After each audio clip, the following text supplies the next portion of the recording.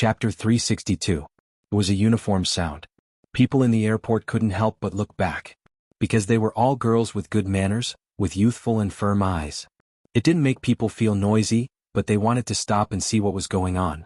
Among those fans, someone even smiled at Shui Yaoyao, waving a sign with the word Yao on it. Shui Yaoyao paused. So this was the feeling of being recognized. For too long she had been called fat, poor, and eccentric.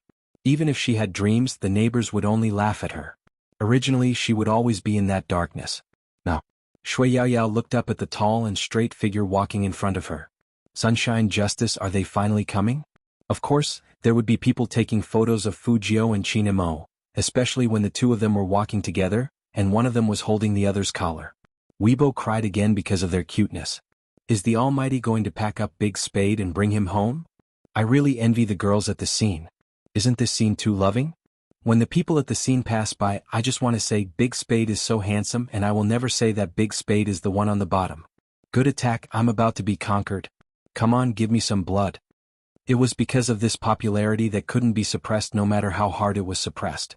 The bad comments about Supreme Alliance were suppressed little by little. Manager Feng was in this line of work, so he knew when to release the right news. Some people who didn't understand the situation of the game and easily made assessments, such as how Supreme Alliance might not be able to enter the top 4 of the National League this time, weren't suitable for a team that had just won to listen to such unrealistic judgments. Supreme Alliance did have many problems. For example, the new team members hadn't gotten used to each other yet, and some of their adaptability hadn't been mastered yet. But these weren't problems for Feng Yi. The most precious thing for a growing team was to keep the original heart. And Feng Yi believed that as long as Supreme Alliance had Chinamo, they would never lose. What's more, they had Spade Z now. Out of the airport there was a special business car waiting for them. After all the players got in the car, the reporters arrived. What's going on? Lin Feng felt that something wasn't right here. Coco, who was still replying to messages, opened the Weibo he saw. I think it's because of these comments. Lin Feng took a look and raised his eyebrows. Are they all saying that we can't compare with Xiangnan? Yeah, probably because of this result. When Coco finished his sentence, everyone on the bus saw Xiangnan's numbers. The atmosphere suddenly became much quieter. Fujio leaned back and looked at Chinamo. The Almighty's face didn't change at all. It was as if these things didn't affect him at all. 70%? Chapter 363. Fujio leaned back and said faintly, I've played with the Almighty a few times. Brother Mo has always been the main attacker, and assists are just a matter of convenience. I think this time he's been assisting in order to coordinate with everyone. When I'm up, I can change the strategy. Was that so? The Supreme Alliance members looked over. The captain didn't refute, which meant that Little Spade's guess was all right. Fujio felt a little strange and her beautiful eyebrows lifted. You've been in the team with the Almighty for 2 years, and you don't know that he's the main attacker? Lin Feng and Coco looked at each other and they didn't know what to say. Jianghu said, because the team needs it, so the captain has been assisting in the past 2 years. In other words, the Almighty had never played what he was best at. Because the team needed it. After hearing this answer, not only Fujio paused, but everyone else's expression changed too. You never told me. Lin Feng glanced at Jianghu, his eyes wavering. Jianghu was calm. I only realized it after watching a short video of Captain and Little Spade playing wild games. It turns out that Captain's main attacker is better. Lin Feng still wanted to say something, but no matter what he said, he felt as if his throat was blocked. It turned out that Captain had done so much without them knowing. Chinamo was very calm. You seem to be very touched? The big men of the Supreme Alliance nodded in unison. Chinamo smiled. In that case, everyone should add an hour of hand speed practice every day. You can't just talk about being touched. Lin Feng, Jianghu, Coco, Fatty, and the others. Sure enough, you can't be too touched by Captain. The true nature of a businessman, an evil capitalist. Wait a minute, other than when Captain and Little Spade were playing in the wilderness, there weren't any videos. That means that the other teams don't know that Captain will be the main attacker in the future, right? Lin Feng's mind was finally enlightened for once. Feng Yi sat in the passenger seat, turning back at the right time, revealing his fox's tail. Now do you understand why my eyes lit up the moment I saw Little Spade? I was determined to poach him over. His hand speed is the most suitable for Almighty Qin. We have to keep this a secret. Once the National League starts, those people will know that their so-called predictions were bullsh*t. Shang knew his brother well. His brother didn't usually talk like this. Today he was really high. After knowing the reason, the members of the Supreme Alliance all had mixed feelings. For the past 3 years, the captain had been asking them to practice hand speed. This was probably the reason. He wanted to find someone to cooperate with him. But in the end, they didn't think that far ahead. Until that youngster appeared. No wonder Captain changed so much. Everyone's doubts were finally dispelled. They had been wanting to ask that question for a long time. What about the captain's severe mysophobia? Everything was fine after meeting Little Spade. He wouldn't even touch eye drops, let alone give them to others. If it was in the past, they would never have dared to imagine such a thing. But now, their captain was acting so naturally and elegantly. They really felt like they were in a state of confusion. However, after listening to Manager Feng's explanation today, they all understood. Chapter 364. Originally, this matter should have ended here. After hesitating for a long time, Coco whispered to Chinamo, "The Cali team has been speaking up for us. Captain, about last time, please don't be angry." Chinamo didn't answer, just glanced at him. That glance made Coco understand that on this issue, it wouldn't be so easy to mediate. The Cali team was still thinking of inviting the Supreme Alliance out for dinner, saying that they wanted to welcome them back. After all, they had won against Sakura Stream team so they could vent their anger. The Cali team first contacted Coco. After all, they were familiar with each other. But unexpectedly, Coco replied to them, "It's not convenient." The little girl was happy. "Why not? Do you think it's embarrassing to let a girl treat you to dinner?" Coco didn't reply. The little girl sent another WeChat message. "How about this? Why don't you treat us to dinner to thank us for supporting you on your official Weibo?" Did they have to treat them to dinner because they supported them? Coco was a little speechless. Plus, the captain's attitude was very obvious, so it was really hard to reconcile the last time. "Please thank Sister Lioli and the others for me, but we really can't eat together again after all when we were in Tokyo. Let's wait for some other time, then we can get together again." The little girl was unhappy when she heard this. "Coco, we like you and want to treat you, but you are a group of men, are you not giving us face?" Coco felt that there was no way to communicate, so he simply closed WeChat. Who knew that this matter wouldn't end? The little girl was very angry. "He didn't give us the honor, saying that after all when we were in Tokyo? I guess it's because of that young Master Fu." "I think so too. How narrow-minded can he be? He's already making things difficult for us over such a small matter." Before on Weibo, one of his fans told Almighty Chin to stop associating with him. "I think he was right, this person is really disgusting. If he wasn't from the Supreme Alliance, I would have already found someone to deal with him." What a joke. Supreme Alliance is too much. We like them so much but they still act like this. At this moment, Lioli walked over and glanced at them. Her voice was gentle as she said, "This has nothing to do with the Supreme Alliance. What was our relationship with the Supreme Alliance in the past and what is it now? It's obvious that there are external factors involved." "Captain, don't tell me you don't have a solution? Although the He family's company is doing well, it can't be compared to the third generation of Jianghu City." Someone started to come up with an evil plan. Lioli smiled and did not say anything else. However, her darkened eyes indicated that what she was about to do next was not good. "Forget it, there's no need to get the third generation red to help. Even if some people like Spade Z's maneuvers, they won't like him as a person. He doesn't leave any leeway in his actions. If an MMO player can't even handle such comments, then what's the point of playing MMO? Isn't it the same for all professions? If you're being criticized, then you just have to endure it." In fact, when Lioli said this, she was very clear in her heart. Some people's liking is too superficial. Chapter 365. Then shouldn't we do something? That girl is still not convinced. Lioli didn't mind.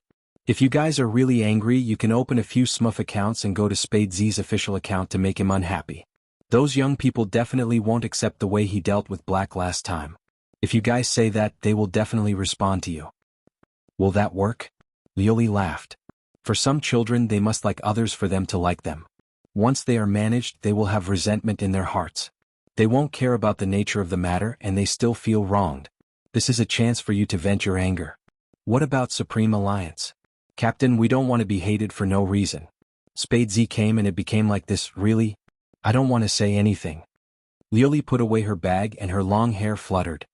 "Don't worry if you can't go through Coco, there are other ways. Once the misunderstanding is cleared, everything will be fine. Just remember to find that person. Hearing this, the Cali team members were instantly energized. They applied for 3 or 4 alternate accounts and started browsing under Fujio's official account. First there was a post like this. It's not good to keep creating hype. I like Spade Z very much, and I hope Big Spade can focus on improving his hand speed instead of always following Almighty Chin.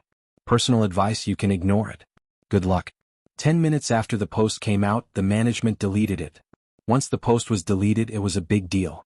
These people finally had an excuse. Management, come out. Let me ask you, why did you delete my post? Originally, this matter was not a big deal. But it was this sentence that planted the seeds of hidden dangers in public opinion that would slander Spade Z in the future. At this time, Fujio had just arrived home, and little butler Qin Xiaodong rushed over. Young master. Because the little butler looked so serious, Fujio raised her eyebrows with one hand holding her school bag. What's wrong? You and Almighty Qin, you. Qin Xiaodong felt that this kind of thing was too hard to say. After all, when he looked at Weibo, that bed photo was very clear. You guys didn't really do it, did you? Fujio reached out and smacked him on the head. Don't just let your imagination run wild. We are going to the competition. With that, she threw herself on the sofa and looked around. Where's my mom? Qin Xiaodong covered his forehead and breathed a sigh of relief. Madam knows that you are coming back today and is rushing back. You don't know how busy Madam has been recently. Many people want to find our family for a joint venture, saying that they think he has a good future. Hearing Qin Xiaodong's words, Fujio paused for a moment before asking with a chuckle, what about Fu Zhongyi? Nothing? Young master, why did you mention that person all of a sudden? Qin Xiaodong had a disgusted look on his face. Fujio picked up the teacup and took a sip. Nothing, just asking. Now that the He clan was developing so well, it was impossible for the other party to not make a move. She did not believe that her scum father still had any feelings for them. Even if Fu Zhongyi didn't make a move, Third would have probably blown pillow talk. Qin Xiaodong didn't mind at all. Who knows? It's been a few days and they haven't shown themselves. You didn't show your head? Fujio raised her eyebrows. This wasn't the style of that three. Chapter 366. Young master, what are you thinking about? Qin Xiaodong tilted his head and asked. Fujio stood up and grabbed her bag. Nothing, I'm going upstairs to rest. Qin Xiaodong didn't understand. Ever since he came out of the hospital, his young master had been so secretive. He seemed to like staying in his room. Was he going to play games again? This time Qin Xiaodong was wrong. After Fujio entered her room, she didn't play games. Instead, she opened her laptop. Her slender fingers pressed on it and the screen turned on. It was the letter Z written in black. Ever since she joined the Supreme Alliance, she hadn't done anything like this. After all, with the Almighty watching her, it wasn't suitable for her to attack any websites. Every hacker had their own unique methods. The reason why the Almighty hadn't figured out that she was Z was because she had changed her methods for Director Zhang's incident. But if she did it a few more times, she wasn't sure if the Almighty would notice anything. After all, back then she was caught off guard by the Almighty at Fifth Avenue, and that person was very sure that she was a woman. This was the first time she had encountered such a situation where her identity was exposed. And the Almighty was clearer than she thought about her style of doing things as Z. Not hurting the innocent. Not hurting the weak. That was what she had been telling herself all along. In this world, there were too many helpless truths that were covered by wealth and public opinion. Some things couldn't be handled perfectly by the police alone. And some people were suppressed and they couldn't say anything about their grievances. Fujio raised her eyes and looked at the gradually darkening night sky outside. She would return to Fifth Avenue after solving the problem with the Fu family. This was because she knew better than anyone that even if one liked peace and quiet, there were some things that could only be maintained if one took action. Just like the Fu family now. Fujio looked at the documents that she had hacked. She lifted the corner of her mouth, and there was a hint of coldness in her eyes. She knew that San wouldn't be so obedient. Sure enough, he was plotting against the shareholders. He wanted all the shareholders to force her mother to return the shares? Fujio curled her thin lips. Knowing that she couldn't get the villa, she wanted her son to be the general manager? Although she didn't care about the title of Young Master Fu. However, that third party seemed to have forgotten who the original owner of this company was. 9-9. He Honghua's energetic voice came from outside the house. Fujio moved her fingers, quickly exited the page and closed the notebook. The timing was just right. Mom, what's wrong? Fu Jiu turned the chair around and that handsome face faced He Honghua's. He Honghua's face was flushed. She pinched her Jiu. You've lost weight again. You must not be used to the food in Tokyo. Mom will cook something delicious for you later. What was wrong with his eyes? As expected of his biological mother, she could see the problem with just one look. Fu Jiu turned her head away and held He Honghua's hand. She chuckled and said, I'm fine, it's just a slight infection. I've been taking medication for the past 2 days, and I'll be fine by tomorrow or the day after. Then I'll eat something to calm myself down today. It must be because I've been staring at the computer for too long that it caused a reaction, He Honghua said. Chapter 367. A call from the Almighty? Why didn't he call her cell phone? As Fu Jiu thought about this, she touched her pocket and realized that her phone was turned off. When he went downstairs to answer the phone, Qin Xiaodong and He Honghua were basically standing on the left and right. Their expressions of, I didn't want to eavesdrop, I'm just passing by, were very obvious. Fu Jiu laughed. She put one hand in her pocket and picked up the receiver. Hello, Brother Imo. The Almighty sounded like he was outside. Even through the phone he could hear the faint sound of music. Did you use the eye drops? Fu Jiu paused. She had indeed forgotten about this. Qin Imo was still holding the cigarette in his hand. Originally, it had been quieter outside the room, but when he heard that there was no response he frowned. Behind him, a figure walked over with a smile on his face. Who are you calling? You even came out to make the call. In all these years they had never seen Qin Imo take the initiative to call anyone. His good brothers found it interesting and wanted to find out more. Qin Imo glanced at his friend and pretended he didn't exist. He continued, Who else is beside you? Qin Xiaodong and my mom. Fu Jiu chuckled. They are eavesdropping on my phone call. It's probably from Brother Imo and they find it strange. Qin Xiaodong and He Honghua both froze. The one who drank water almost choked, while the one who didn't drink water wailed in his heart. Ojo, there are some things you should keep to yourself. Don't say it out loud. As Qin Imo listened, the corners of his mouth lifted. It seemed like it was always like this. The youngster's words were interesting. Pass the phone to Auntie. What are you doing? Fu Jiu raised her eyebrows. Qin Imo replied calmly, What's the matter? Say hello. Fu Jiu thought it was about business, so she turned around and said to He Honghua, Mom, come on. After listening for so long, Brother Imo wants to say hello to you. Talk to her on the phone? He Honghua's expression froze. It wasn't that she hadn't seen young Master Qin from Jianghu City before. But that was only at business gatherings. Gatherings like this also had different levels.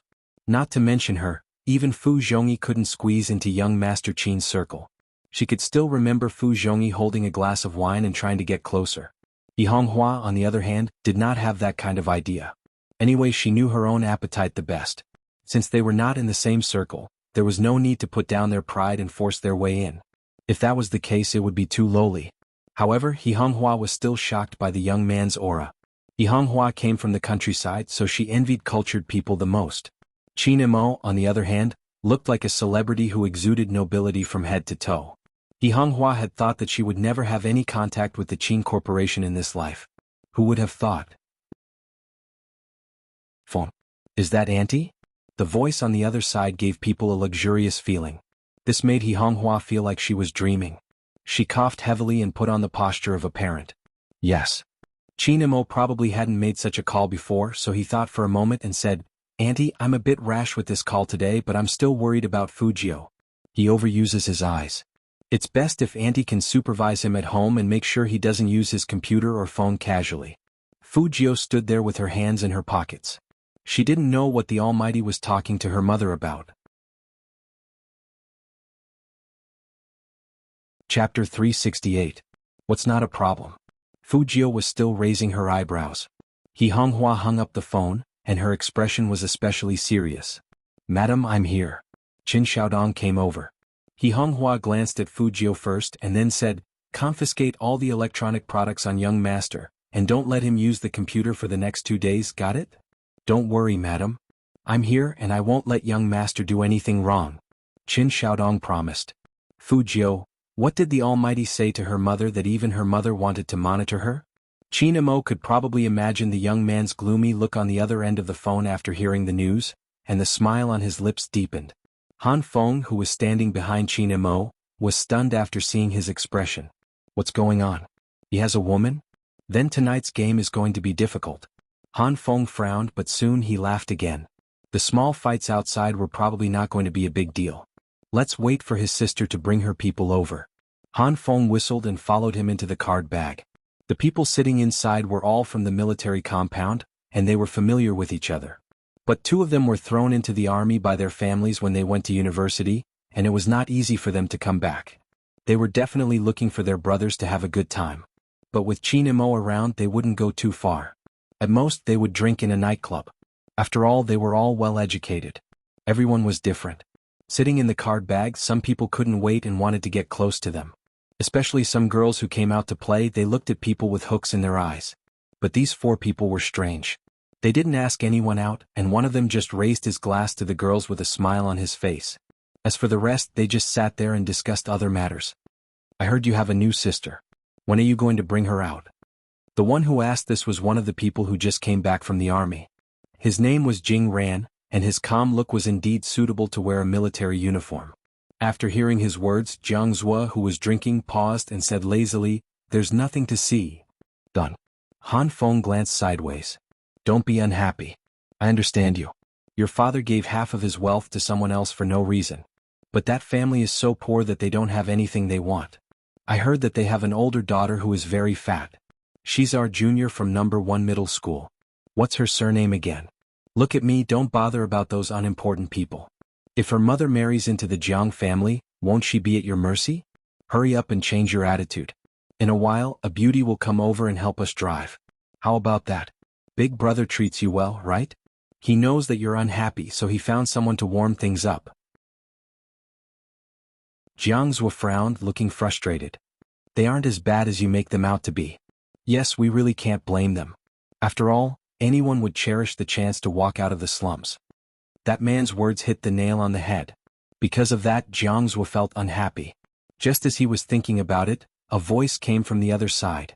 Brother, if the four of you sit here, are you going to let the other guys live? The speaker was Han Feng's sister, Han Susu.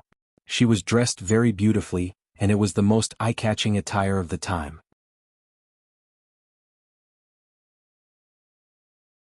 Chapter 369. She looked at Qin Imo, who was sitting in the innermost area, and a faint smile appeared on her delicate and beautiful face. Han Susu watched from the side, curled her lips and said in a low voice, "Look at you, it's too obvious." Liuli blushed and tried to suppress her shyness. "Don't say any more." "I won't say any more." Han Susu walked forward and said to Han Feng, "Brother, I've brought them here. If any of you drank, I can send you back." Han Feng smiled and said, "You can send them back as you see fit, but Qin Mo's car is an off-road vehicle, so we have to find someone with good driving skills." "Then let Sister Liuli send them back." Han Susu pushed Liuli's back with her hand. "Sister Liuli is the most suitable person to send Brother Qin back. They all play esports and are both captains, so they can communicate in the car. Anyway, it was just a small matter. Brother Qin would definitely agree for her sake."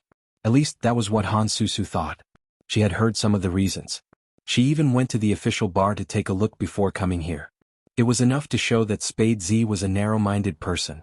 And she had seen that prodigal son of the Fu family before.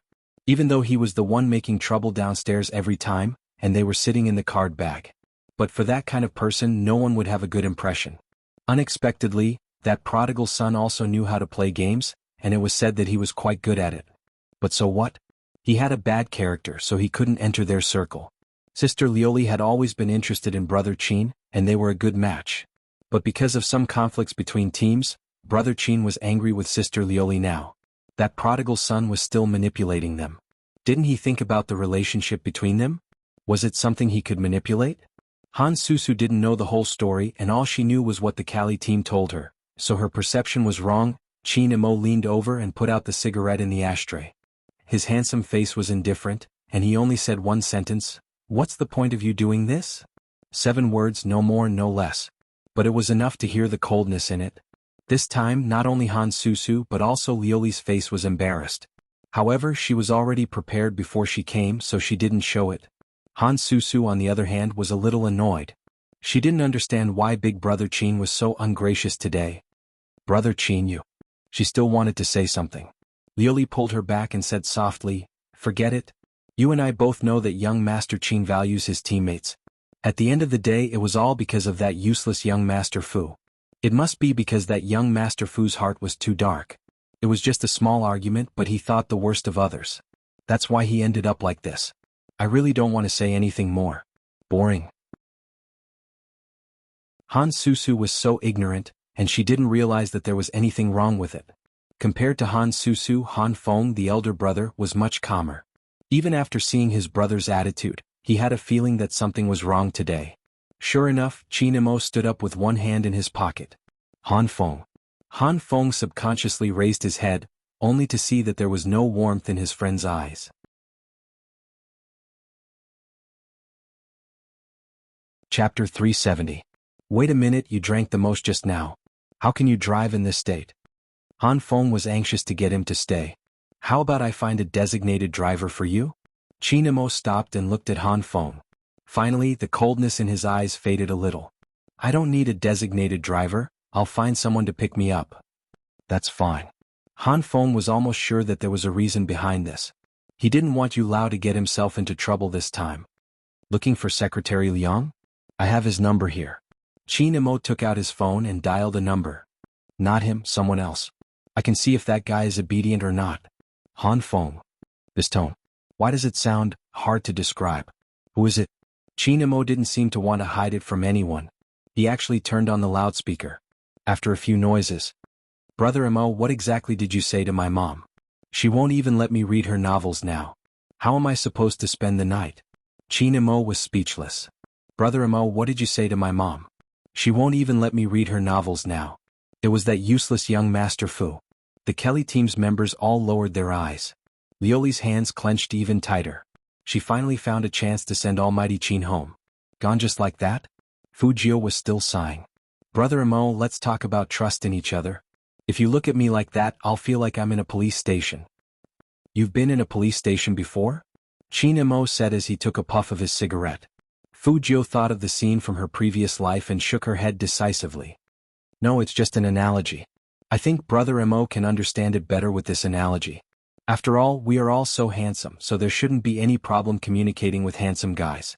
Someone couldn't help but laugh. It was Jianghu. He was still holding a glass of wine in his hand. He looked at Qin Imo as if he was wondering who this guy was and why his words were so interesting. Is there someone here? Fu Jio had always been good at listening. Qin Imo replied, yes. Put it on loudspeaker. Fu Jio understood. Brother Imo, you're playing outside? But my electricity is banned at home. What a difference. Jianghu heard this and laughed even harder. Qin Imo glanced at him and then lowered his eyes to the phone. You have a lot of resentment? My place is indeed very fun. If you come and take a look, you'll find it interesting. In front of so many people, Qin Imo actually chatted with the youngster like this, using the phone. However, the youngster didn't seem to care that he was on speakerphone. An evil smile came over. Brother Imo, if you want to ask me out, you can just say it. We can go grab some skewers at this hour. We can talk about the meat later. I drank some wine and I need someone to help me. Qin Imo arched a brow. Are you coming? Fu Jio chuckled. Address, specific address. I don't have a phone on me right now. You can come out when I'm almost there. It's your favorite nightclub. It's very close to the Fu family. Qin Imo heard the youngster say something else before hanging up. The atmosphere in the card booth changed. Everyone was looking at Qin Imo. Han Susu didn't expect Big Brother Qin to be so close to that young Master Fu. On the other hand, Jianghu knew that Qin Imo had done this for a reason. He was trying to boost the reputation of the person on the other end of the phone.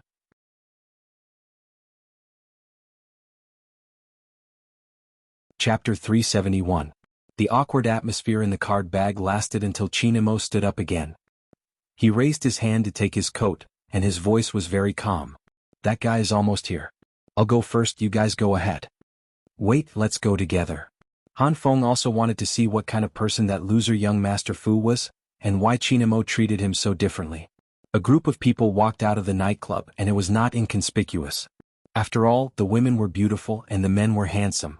Many people looked in their direction. The weather outside was really cold. The closer it was to winter, the thicker the fog became. Even people could hear the white fog when they spoke. Han Feng and Jianghu came out together. The cold air blew on them and they couldn't help but look behind them. Susu, you girls can go in first. We can send your brother Qin here. Han Susu didn't want to go in. She wanted to see that loser young Master Fu's face. Of course, Han Feng had to suppress the matter and repeated, "Go back." Han Susu wanted to say something. But she found that their car was stopped by a figure. The figure was on a skateboard and she couldn't see his face clearly. She didn't know what he was doing, but he was swinging back and forth. The sound of the skateboard successfully attracted everyone's attention. A group of people looked over there. Han Susu was stunned. Not only her, but even the members of the Kali team also changed their expressions and they clenched their fingers. But Chinamo walked over there. "What are you spinning around for?" "Over here." That figure turned around and a car happened to pass by. The lights shone on that figure's face and the halo spread out. Silver hair, black eyes, red lips, white teeth and clear eyes. That was Fujio's handsomeness. That was Fujio. The youngster was still on the skateboard and he was wearing a black hooded jacket. He stopped in front of Chinamo with a swoosh and his posture was very cool. "It's warm to spin around. I don't have a car, so I can only use this to pick Brother Imo up. Hey my prince, can we go home now?" When Fujio raised her eyebrows and said, "My prince," Han Susu didn't know why her heart skipped a beat and she was a little stunned. She just thought that the youngster was so handsome. However, no matter how handsome he was still trash. Han Susu quickly came back to her senses, and the way she looked at Fujio changed. She lifted her chin and the provocation was obvious. Fujio had no choice but to look past Chinamo and at the group of people behind him. No wonder the Almighty said it was interesting. This scene was indeed interesting. Fellowship? Fujio tilted her head and asked Chinamo 4 versus 4 was just right, but the Almighty didn't seem to like socializing. Chinmo's expression didn't change, his voice calm. "Someone thinks he's smart. Don't bother, let's go." "Oh." Fujio smiled faintly, thinking that whatever the Almighty said, she would do as he said. Anyway, she was here to take the prince home today. But, trying to be clever? After hearing these words, Lioli's smiling face felt a little painful, but she didn't do anything. She knew best when to stop her losses. Han Susu was not going to let it go. She stood on the spot and shouted, "Brother Qin's friend isn't going to say hello to us? Isn't that too rude?" This time it wasn't Fujio who stopped, but Chinamo.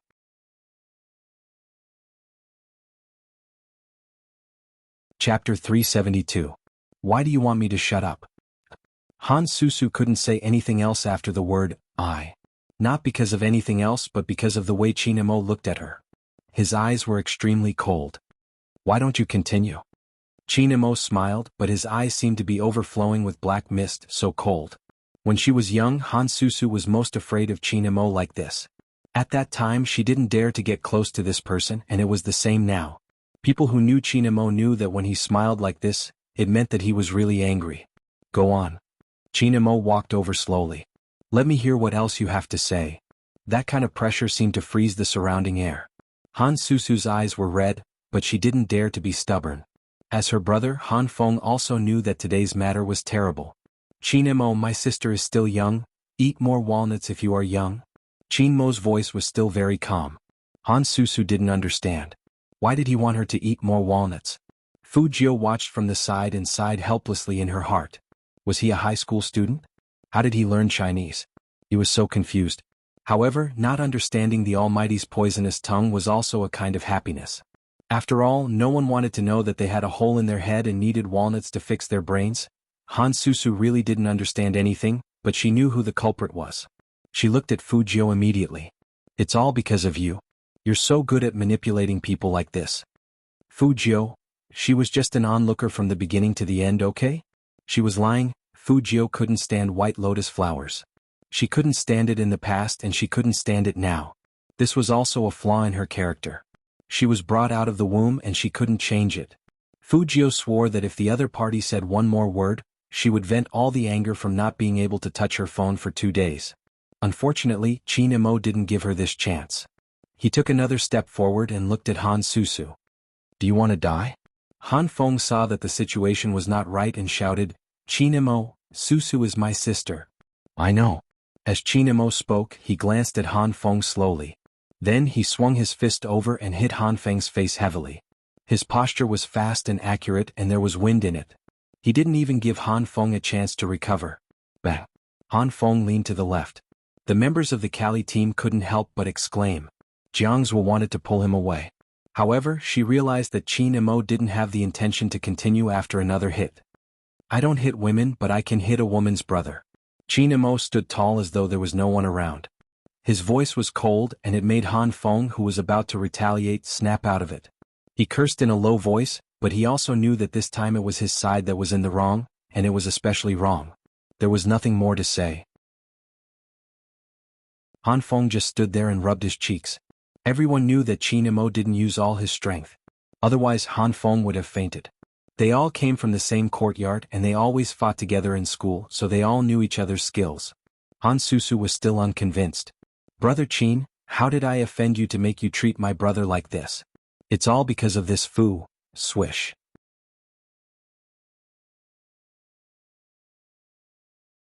Chapter 373.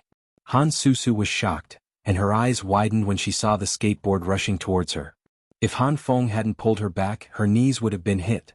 Han Susu looked up and saw the youngster's posture of withdrawing his legs. Fu Jiu was smiling coldly. Sister, it's not good to curse. Also, people living in this world, if they don't even have the basic ability to distinguish, then don't come out and wander around. It's quite fun to be used as a gun. Green tea needs to be seasoned like you to be used. You've done a good job. As soon as these words came out, not only Han Susu, but also the members of the Kali team turned red and white. They looked at Fu Jiu as if they wanted to kill her. But Fu Jiu didn't seem to care at all, and her mouth was still half-curved. Han Susu was so angry that her chest hurt, but because Qin Mo was standing next to her, she didn't even dare to move. Han Susu was retarded, but it didn't mean that her brother was retarded. As soon as he saw Fu Jiu make a move, he knew that this person was not to be trifled with. From the beginning, the youngster had been standing there without moving or speaking. He could see that Fu Jiu wasn't afraid of their identities. Too many things could be seen from a person's eyes. Some people would naturally shrink back when they thought of their family background. But the youngster's eyes didn't show this, only indifference. Then why did the youngster wait until now to make a move? He probably couldn't bear it anymore. And Qin Mo. Han Feng glanced sideways at his good friend next to him, and his heart suddenly skipped a beat. You wanted to say something. Qin Mo knew that he was going to say something, but he just walked past him. At that moment, Han Feng knew that there was no hope. This time was Qin Mo's bottom line. If he did it again, not to mention making friends, the Han family would be finished. Han Susu still felt wronged, so she pulled her brother and asked him to vent her anger for her. Han Feng was really annoyed. Since when did his sister become like this? First, she provoked him, and then she had a bad mouth as if she wanted to use her family's power to oppress others. But Han Susu didn't let it go. Brother, how could Brother Qin, how could he do this to us, that useless? Qin Mo was looking back at her with a cold expression, as if he was waiting for her to finish her words. Slap. Han Feng slapped her in the face. Han Susu froze on the spot. That kind of aftershock even made the Kali squad members tremble. Han Susu couldn't believe that her brother, who had always doted on her, would slap her in front of so many people. Tears kept rolling down her cheeks, but more than that, she was angry at Fu Jiu. Finally, she glared fiercely at him and ran away. Lioli, of course, wanted to be an angel who could heal people, so she immediately followed them. Now that the captain was leaving, the Kali squad would definitely follow. This time, Fu Jiu even had a grudge with the Han family. What good could come out of this? As long as they stayed by Han Susu's side, there would be opportunities to deal with Fu Jiu in the future. However, not everyone in the Han family was as stupid as Han Susu. After such an incident, how could Han Feng allow his sister to contact these people again? He looked at Qin Mo, his throat moving. I'll go take a look. Let's talk about this in the future. There's a misunderstanding. At that moment, Han Feng was really worried that Qin Mo would ignore him. Fortunately, Qin Mo was still rational. He replied calmly, okay.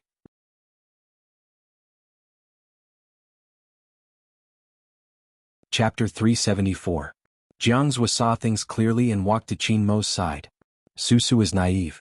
She will only believe what others say, and those people are her friends.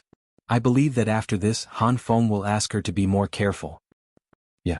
Qin Mo's mind seemed to be elsewhere. He frowned and looked up and down at the young man who was using his skateboard not far away. Jianghu laughed. Then let's take a taxi back. You.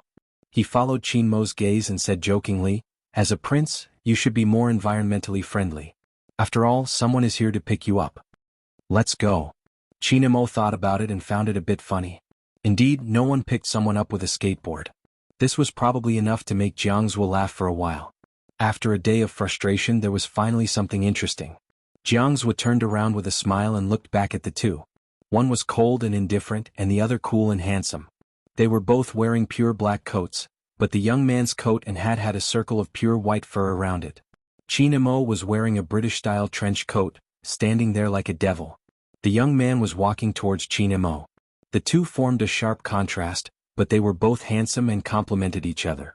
Jianghu remembered the last time he saw Fujio in the noisy cafeteria of No. 1 middle school. At that time, the young man kicked someone over with a face full of reckless handsomeness. He patted a pretty girl's face lightly and seemed to say, "Girl, it's not a big deal. Listen, I can torture you anytime. And even if I like men, I won't like that young Master Chin you mentioned. If he wants to come, I'll accompany him anytime."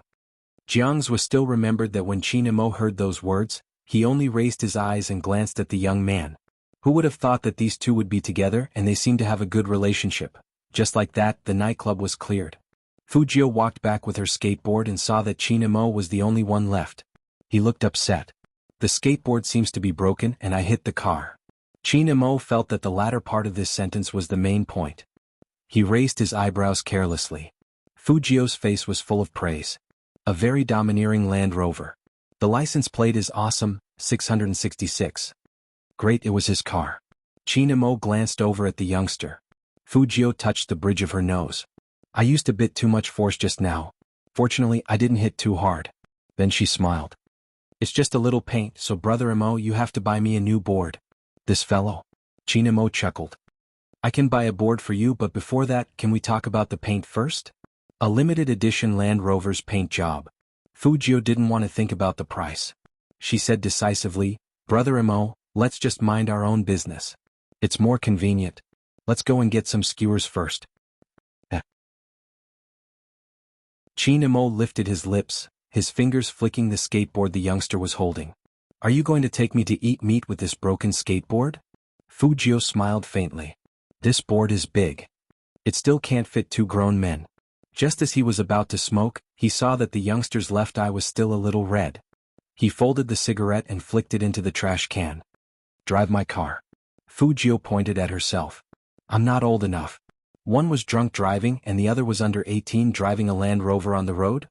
Although Fujio's driving skills were good, forget it.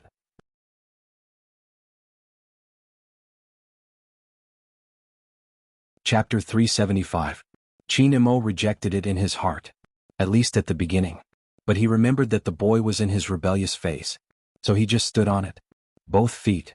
Fujio turned around and looked at Chinamo. Chinamo glanced at the young man's handsome face. It was very delicate. He raised his finger and flicked Fujio's cheek. "Got it? Turn around and look in front. If you don't skate well, both of you will die in a car accident." "How could that be?" "Trust the skills of an old driver." Fujio laughed for a while and got into a sliding position. But she saw that the person behind her didn't move. She couldn't help but say, "Brother Mo?" Chinamo nodded and his eyes deepened. Finally, he put his hand on the young man's shoulder. The distinct candy smell in his nose became stronger. It smelled good and it was a little bit cold. They stood one in front of the other and they were very close to each other. They were so close that their heartbeats seemed to be synchronized.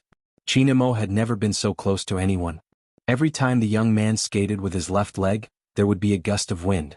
That movement was really handsome and it seemed like there wouldn't be any danger. But Chinamo looked down and saw the small silver vortex on the young man's head. He raised his eyebrows. "Didn't you say you were growing? Why aren't you growing taller?" Fujio heard this and gave a vague, She thought that he wasn't growing taller because all the nutrients had gone elsewhere. Chinamo thought that his words were too direct and made the young man feel inferior. After all, although the young man was handsome, he wasn't tall. He thought about it and added, "Do more outdoor sports in the future. Boys are like this. They grow faster when they reach grade 12. She was a girl. Fujio replied silently. She skillfully bypassed the uneven ground in front of her and turned onto the main road. "Brother Mo, hurry up, we need to speed up." It wasn't early, but it wasn't even 10 o'clock. There was still a night bus on the road. On the other side of the street, besides the bright lights of the high-rise buildings, there were two very eye-catching figures. Two people skateboarding on the same board? No, it should be carrying people on a skateboard? Who on earth came up with this idea? Fujio's silver hair was too eye-catching. The people sitting on the bus who were yawning on the bus all perked up after seeing this scene. While the bus was waiting for the red light, everyone couldn't help but look out of the window. The youngster smiled and skateboarded past the car. The man standing behind the youngster was so handsome that it made people dizzy. Since both of them were wearing black jackets, it gave people the illusion that demons had come to the human world. It was a cartoon-like aesthetic impact. Everyone was stunned. What was going on? Are skateboarders so good-looking now? They weren't filming. Furthermore, how did they manage to skate on the same board? How did they do it? This might have been a little difficult for normal people, but these two people were very skilled, so they naturally knew how to balance their strength. That was why such a scene appeared. It's good to be young. Many people sighed as they watched enviously as the two figures disappeared into the thick fog. They could not help but think of their own youth. However, no matter how she thought about it, it didn't seem possible for such a handsome man to exist.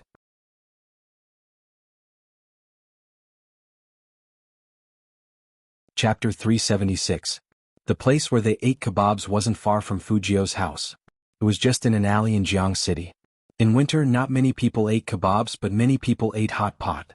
After all, eating hot pot could keep people warm. But since there were foodies, there were stores that survived for foodies.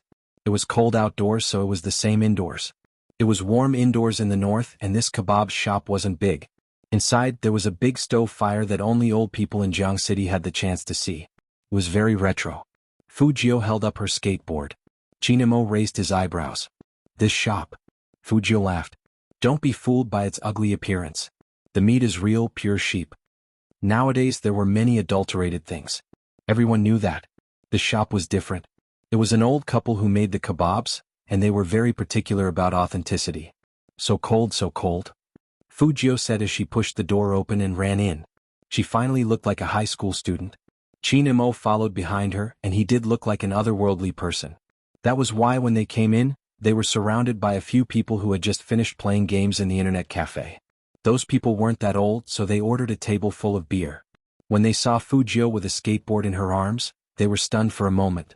Then when they saw Almighty Chin, who was so honorable, they didn't even say anything and just looked over. Fujio didn't care about the stares. She sat down and smiled at them. Sorry to bother you. 1 dozen Budweiser, 2 skewers and 2 tendons. We'll order the rest. Okay. Then the lady boss came out after taking the wine. Fujio had been bored to death for the past 2 days. Her life without meat and alcohol was boring. Now that she saw Budweiser, she curled up the corner of her mouth. But before she could move, Chinamo stretched out his hand and pressed down on the young man's wrist. His voice was very calm. Don't smoke and drink. Did you forget? Fujio raised her head and reminded him, Brother Imo, you have to remember when you're not here. When I'm not here, Auntie will take care of you for me. Chinamo was very calm. Fujio heard that and instantly became listless. Then what should I drink? Chinamo supported his chin with one hand and used the other to pick up the menu from the youngster. He glanced at it and said, egg soup. Fujio. What kind of person would drink egg soup when eating skewers? Did he think she had never done skewers before? Or plain water? Chinamo glanced at the youngster's expression lazily. Choose one. Such a choice. Fujio was silent. Egg soup. All right. Chinamo looked at the youngster and couldn't help laughing. 1 bowl isn't enough for you. Fujio said seriously, there's still meat. I'm not a big eater. Beef and mutton belong to the hare. Chinamo reached out and tapped the corner of the youngster's eye. Do you want to do it again? Wait a minute. Fujio looked up at the handsome face in front of her. Did the Almighty mean that she should only drink egg soup? Where's the kebabs we agreed on? Chinamo listened to the youngster's question and said calmly, I'll let you see the kebabs you want to see in a while. What else do you want to eat? You can order it and I'll help you eat. Fujio paused and said, Brother Imo, you'll lose me if you're so two-faced. Do you know that? Chinamo smiled and lifted his lips, looking very handsome.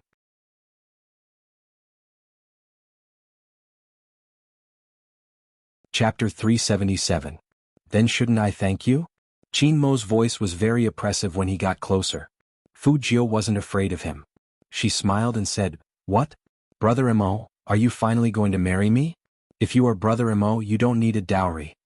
Chinmo glanced at the young man, raised his hand and put on Fujio's hat. You should be glad that you are younger than me. Fujio shook the hat on her head and watched the delicious skewers arrive. She could still smell the cumin on the skewers, which were a little burnt and dripping with oil. Who on earth proposed to eat skewers? Fujio thought about it carefully and realized that it was her. She was speechless again. She had no choice but to turn her head and look at the lady boss. When will my egg soup be ready? Coming. The lady boss probably thought that the young man's depressed look was a little funny. She smiled so much that wrinkles appeared on her face. It made sense. Eating only egg soup at a place to eat skewers was indeed a little pitiful. Fujio. Lady boss, your smile is too obvious. Chinamo only smiled and didn't say anything. He sat in front of Fujio and ate the skewers. In order to distract herself from the meat, Fujio decided to ask something serious. Brother Imo, how many of the character's skills and equipment combinations in Hero do you remember? She wanted to know the Almighty's real strength so that she could cooperate with him. After all, Wild Games and the League were different. Chinamo put down his glass and said two words very casually, all of them. Fujio didn't say anything. The table next to them burst into laughter. Some were shaking their heads and some were shaking their heads. The general idea was that Chinamo had gone overboard with his bragging. Everyone who played Hero knew that there were a lot of characters and skills in the game, not to mention all kinds of equipment. How awesome was this guy to remember all of them? Even if he went online to search for guides, he wouldn't be lying if he didn't have all of them. Fujio also understood what they meant. She turned her head and smiled. She didn't care about these people. She believed that the Almighty didn't care either. But, how? It wasn't a problem for her to remember the skills. But when to use those equipment and how to match them. These things depended on experience, didn't they? Otherwise, there wouldn't be those technical guides to teach newbies how to play the game. Chinamo glanced at the youngster, replying leisurely, study the physical attack data of the equipment and the character before combining them. Do you want me to explain in detail? As soon as Fujio heard the word physics, she felt dizzy. No, this method doesn't suit me. The Almighty was indeed different. Who would rely on analyzing physical attack data to play a game? How are people supposed to continue working as technicians? Thinking of this, Fujio couldn't help but mutter, a straight A student is so straight even when playing games. How are we supposed to live? Chinamo listened to the youngster's voice, which was neither high nor low, and his smile deepened. The meat is here again. The subtext of that sentence was, you'll have something to watch again? Fujio instantly understood the Almighty's black-bellied intentions. She raised her eyebrows handsomely, leaned over, pressed the man's wrist, and took a bite of the meat skewer in his hand.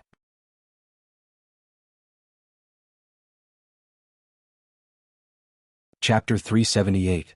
Chinamo froze all of a sudden. No one could not.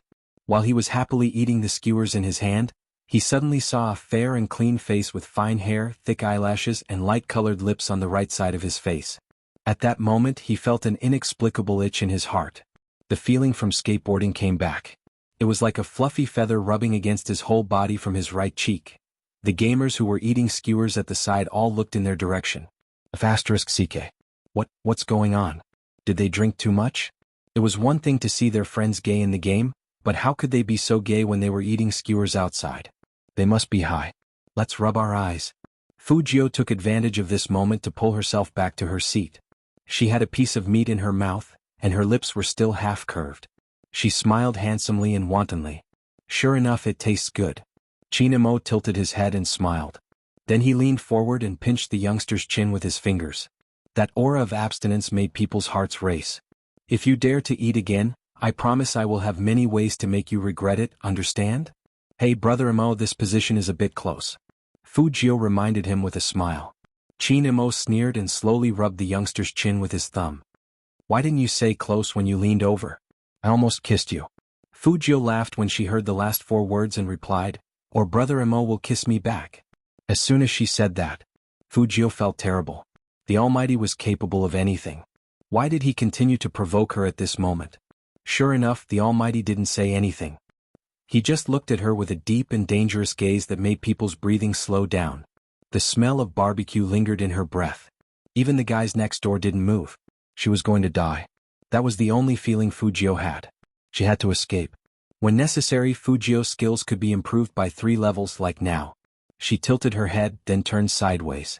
Her long legs didn't forget to hit a wooden stool to block Chinmo's movement. However, she avoided the front and the back. The hat on her black coat was pulled. Fujio bounced back like a spring. Because of the force, Fujio's back crashed into Chinmo's arms. If it was anyone else they would definitely be locked on, but it was Fujio. With a twist of his waist, he pulled his left hand out of his sleeve, then lowered his head and bent over. As his handsome face passed by, he pulled out his right sleeve. His movements were very handsome and neat, and even carried the sound of the wind. The people around them were indeed dumbfounded. Was this a transition from a homo movie to a martial arts blockbuster? Damn it, give them some time to accept it, okay? But how did he do it? With such good skills he must have fought a lot. They were all men. Seeing such a scene, they all felt their blood boiling. They couldn't help but want to cheer for the young man.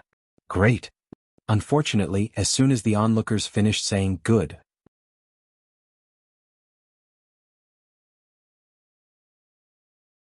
Chapter 379. Still want to escape? Chinmo raised his eyebrows, and as he leaned forward, it became hard to escape. Coupled with the smell of alcohol on his body, the thick scent of sandalwood floated along with his movements. Fujio knew she was going to die this time. She was so stupid that she forgot that the Almighty was drunk and shouldn't have flirted with him. At this moment, the Almighty was obviously not as rational as he used to be. He freed one hand and pressed on the youngster's shoulder. He originally wanted to teach him a lesson, but when he saw the person under him, his thoughts were all gone. All that was left was the warmth left in his memory. It was a very soft touch. What would it feel like if he kissed her? Or perhaps he wanted to see the youngster panicking. The desire to destroy hidden in his nature seemed to become stronger when he touched the sweater under his hand. His eyes were as dark as the night. Chinmo looked really handsome and noble. However, his family background was ruthless to the bone. That chiseled side profile and the toughness that surged out at this moment would make any woman's legs go weak. Of course, because of his appearance and the sounds just now, the barbecue shop owner thought that the two of them were fighting because they were drunk. She hurried over and grabbed Chinmo. Hey, young man, let's talk this out. Don't fight. The barbecue auntie was very normal. She never thought that the posture just now could be a kiss. After all, they were two young men. Let go. The barbecue auntie grabbed Chinmo with a face full of righteousness. Chinmo looked sideways and paused. That expression was a little hard to describe. But Fujio laughed, which made Chinmo want to teach this guy a lesson again. The barbecue probably saw the meaning in Chinmo's eyes, so she became very serious. You look like a big brother. How can you push him down on the table and beat him up? Chinmo didn't say anything, mainly because the school tyrant Chin had never been taught such a lesson before. Fujio laughed and said, Auntie, it's okay. We were just playing. The barbecue was confused. That action just now didn't look like a joke. Fujio put one hand in her pocket. It was really a joke, right, brother? With that, she lifted her head and glanced over at Chinmo. That handsome face of hers was asking for a beating. At this moment, Chinmo had returned to his usual image of a rich young master. In fact, other than in front of the youngster, Almighty Chin would occasionally show his ruthlessness. In front of others he would always be cold and aloof. Yes. It was a very indifferent word. The lady boss shook her head and said to her husband, Nowadays older brothers don't even know how to give in to their younger brothers. Chinmo. Fujio couldn't stop laughing. She simply tilted her head on Chinmo's shoulder. That furry head made Chinmo hold it in for a long time before he pulled the young man over and beat him up. In front of outsiders, it was indeed necessary to give way a little. However, he also realized that this younger brother of his was the type of person who was more and more presumptuous. However, when she looked to the side, the young man's smile was too bright. It was like a warm afternoon, sitting at home with the window opened, and the clear halo shone down. Chinmo didn't push the youngster away. He just stood there, cold and aloof. His whole body emitted an aura of abstinence. His black clothes and black eyes made him look like a devil.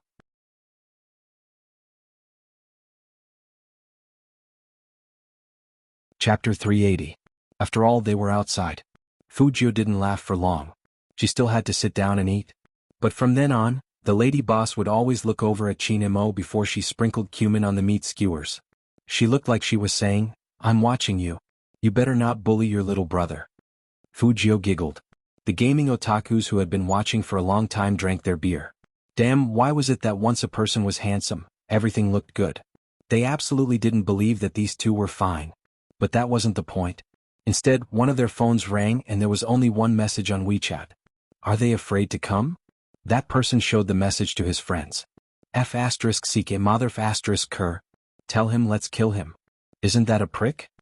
But after saying that, they realized that they couldn't team up. They were short of one player in the 5v5 battle. The four of them looked at each other and remembered what the man in front of them had just said. One of them stood up directly and walked over to Fujio's table. Bro, I heard you say that you're good at games, right? That person had a cigarette in his mouth and thought that he was very handsome. After all, men didn't just look at faces but sometimes. That person wanted to talk about temperament, but when Chinemo looked up, he didn't know why but his heart trembled a little. He coughed heavily as if he was choking on the smoke. It seemed that even his temperament had lost? No, that wasn't important. He was here to invite someone. Chinemo reached out his hand to block the smoke and his voice was very calm. My brother's eyes are inflamed, and they can't be stimulated. Please pinch it out, sir. Probably because Chinmo's aura was too intimidating, that young man really pinched the cigarette out. After that, his eyes widened. Wait a minute, why did he have to listen to whatever this man said? Fujio looked at that pair of bell-like eyes and she could roughly guess what this person was thinking. It was too simple and the expression on his face was obvious. But, no wonder she hadn't seen the almighty smoke these days. It was all because of her eyes. Fujio looked at Chinemo from the side. The almighty was so nice, good-looking, and considerate. If they weren't so close and he was so rich that she couldn't control him, she would have taken him home and raised him. But this was just a thought. The almighty was too smart and it wasn't easy to trick him. I've put out the cigarette. What do you think? Do you want to fight? That person pointed behind him and said, there are 4 of us. You can just send one person. It's just enough for a 5v5. Fujio's hands itched at the mention of games. No, that's not right either. Rather than saying that she was itching to play games, it was more accurate to say that her hands were itching when she heard about electronic products. To think that a hacker like her wouldn't even let her touch a phone, let alone a computer. When will this pain in the ass eyes get better? Fujio was a little depressed. Chinemo glanced at the youngster, emptying one hand to press down on Fujio's head, meaning to stop her from stealing. His eyes were on that person and his voice was graceful. You haven't played the mobile version before. Was this a rejection? Are you kidding me? He had already snuffed out his cigarette, and this man still refused him? So what if you're handsome? Didn't you just say that you're so powerful, that you can remember all the skills and equipment? Now you don't dare to attack? Fujio was still struggling. Now that he heard what that person said, the corner of his mouth twitched. She didn't die just now because the lady boss showed up. This person was definitely going to die.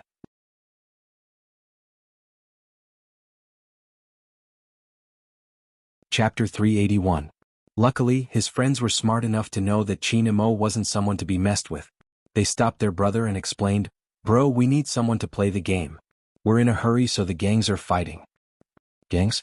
Fujio raised her eyebrows. When did Hero have gangs? Unexpectedly, that guy answered seriously, not in Hero. It's a gang war between our number 2 middle school and number 1 middle school. We can only win and not lose. As a high school student from number 1 middle school, Fujio didn't know how to face them. Helplessly, that person didn't stop talking. He was very agitated. They suddenly invited us and provoked us on Hero. You saw it too. We only have 4 people now. We can't fight 5v5 with 1 less, so they went crazy. They think we're cowards. As the man spoke, he hammered the table heavily. How can our second high school be more cowardly than those nerds in first high school? All of them dress like country bumpkins and only know how to study all day. This is an insult to our second high school. That's right. The other 3 friends will follow suit. They looked like they were betting on their reputation. That attitude was very Chinibyo.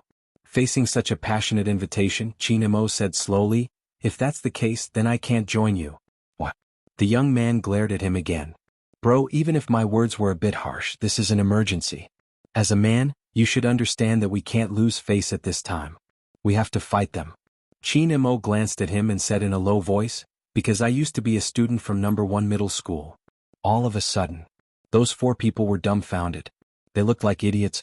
They thought about what they just said. Those nerds from number 1 middle school, all dressed like country bumpkins. Why did they feel like they were talking about themselves when they compared themselves to men? After all, the other guy was so handsome. But that wasn't the point. The point was that even decades ago, number 1 middle school and number 2 middle school were arch enemies. Archenemies. Any boy who went to school knew what that meant. It was unlikely that the other guy would help them. Those four people looked at Fujio at the same time. Fujio still wanted to steal some meat, but under his gaze the Almighty pushed her head away again. When Chinamo was doing this, he didn't forget to deliver the final blow. He's even worse, he's in number 1 middle school now. But in an instant, the atmosphere in the barbecue house was quiet. Fujio looked at the four boys in front of her. Each of them had their eyes wide open and looked like they were choking. She wanted to laugh. Their naivety was too Chinibyu. F***ck. That person tilted his head and didn't place any hope on this side. He said to his companions, "What should we do? Are we just going to let Lu Zongming bully us?" Hearing that, Fujio's hand paused. Who did you just say? Lu Zongming. This group of gaming nerds only knew how to spit out bubbles. You don't know the boss of your number 1 middle school? Boss? Fujio pondered over those two words and laughed. I do, but there's a grudge between us, so I can help you fight this round. There's a condition. If I win, you can treat us to our table. Why should we treat you? The gangster began to glare again. Fujio smiled and said, It's fine if you don't want to. It's just that the boss of number 2 middle school doesn't dare to accept the boss of number 1 middle school. I'm so frustrated. Just when Fujio thought he was going to say something, the gangster turned his head. Let me see how much money we can gather.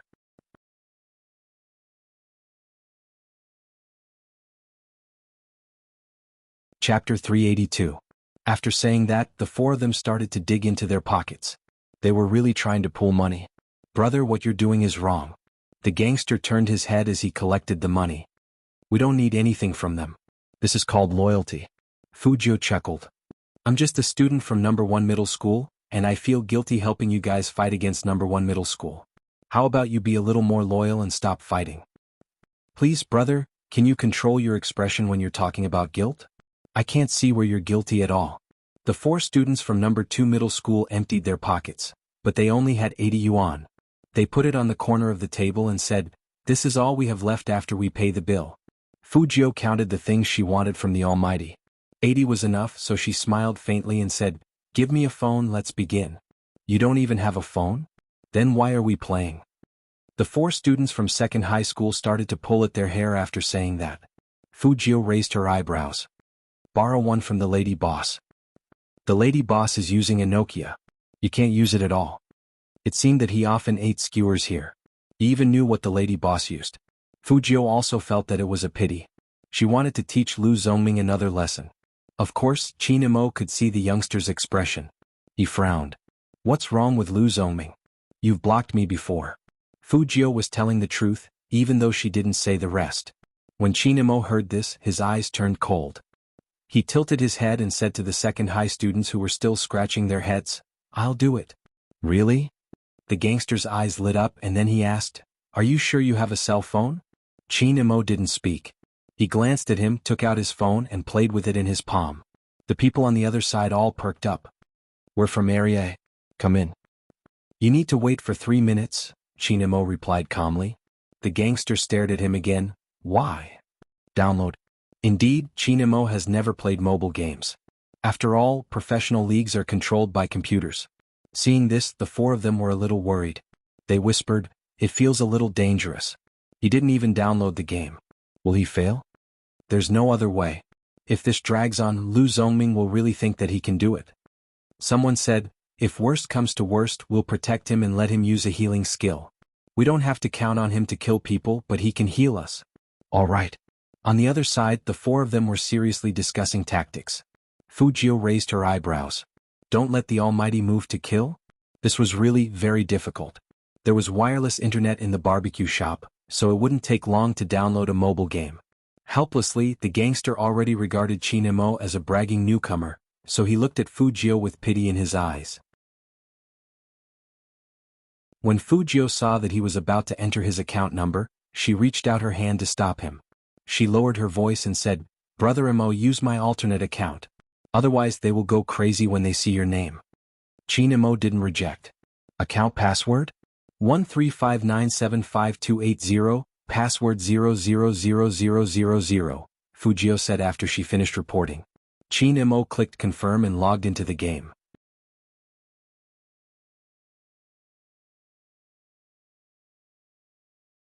Chapter 383.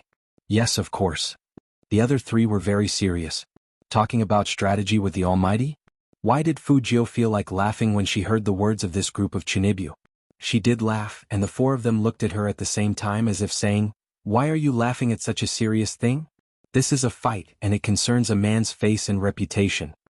Being stared at like that, Fujio felt that she should restrain herself, but she couldn't help it. Only God knew how funny their expressions were.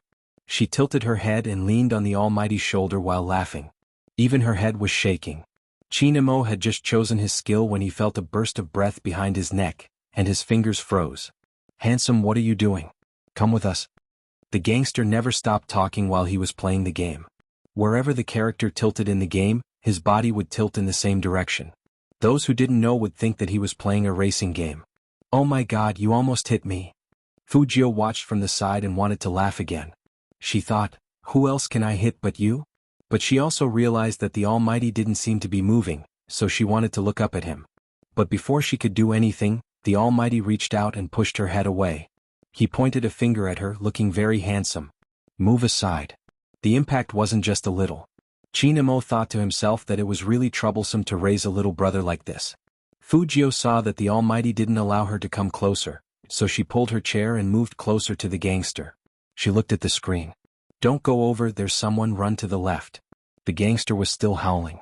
He thought he was going to die, but after hearing the young man's words, he subconsciously ran to the left and escaped.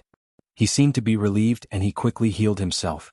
At the same time, he saw on the map that Chinamo didn't seem to be moving forward at all. As the four of them fought, they said, "Protect this handsome guy." Got it? Got it? Obviously, they had already regarded Chinamo as a newbie. "Let's all go to the middle lane and wipe them out." They were still talking about wiping them out, but suddenly a person jumped out from the bushes and used a stun skill and a deceleration skill. The four of them lost half of their HP in an instant. F***CK. The gangster's body moved again. "Hurry up and run back." What the F***CK is going on? This technique isn't Lu Zhongming's at all. The gangster was right. This technology was indeed not Lu Zhongming's technology. Instead, it was Fu Shiming who had returned to the esports world. Lu Zhongming is cheating. After seeing the avatar, the gangster understood everything. They found a professional player to form a team. F***CK him. Fujio raised her eyebrows. "Professional player? The person who's chasing me is the most handsome guy in your school, Fu Shiming?" That illegitimate child. Fujio's eyes paused for a moment. The gangster's body shook even more violently. As one of them died, he gritted his teeth and said, "How can we fight like this? Even a single pro player could probably wipe them out, not to mention a rookie on their side." Moreover, they had already lost one person. There were 3 people attacking the defense tower. They had to gather everyone on their side so that they wouldn't die too badly. Wait a minute, then who is still on the way? Isn't that right? The gangster took a closer look and saw that it was the handsome guy next to him.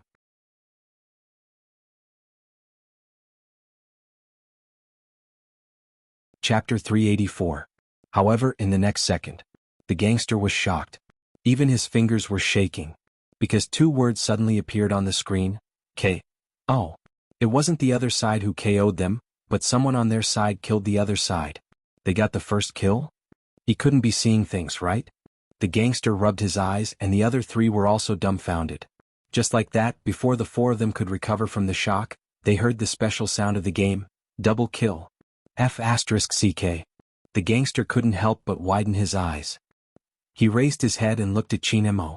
He saw that the handsome man pressed forward with his left hand, and the fingers of his right hand moved back and forth. The screen sped up beautifully and he pressed a person to death. Kill. Triple kill. The gangster was dumbfounded. The other 3 were also dumbfounded. They even forgot to press forward with their fingers. However, the one who killed them looked indifferent. He turned left and quickly ran back to the city. He waited for them at the city gate. Then he emptied one hand and took a sip of wine. His voice was very calm. "Why don't you continue to rush forward?" The 4 of them woke up immediately.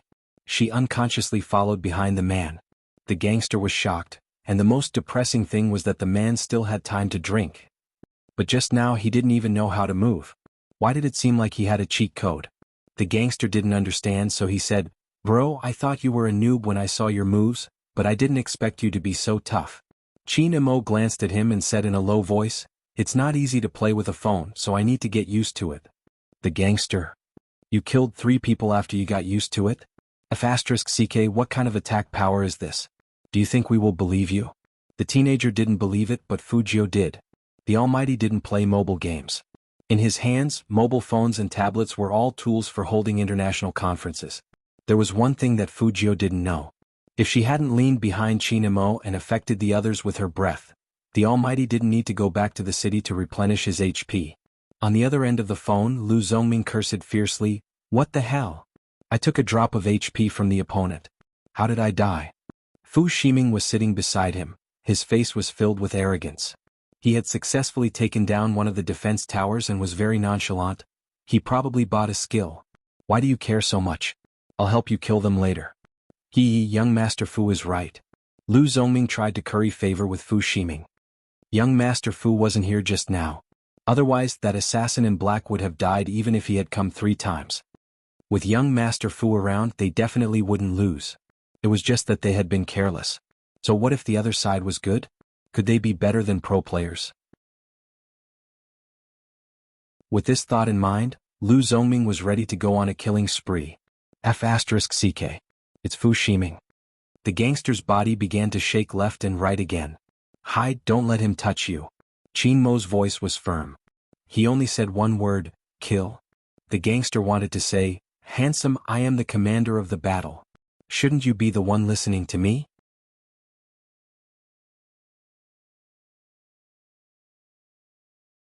Chapter 385. The team battle began. Both number 2 middle school and number 1 middle school were attacking the middle lane. But these teammates weren't from the Supreme Alliance. And in the world of a Chunibu, once they decided to kill, they didn't care about anything else. Especially the gangster. He shouted, "Ah ah ah ah," and rushed towards Fu Shiming's side.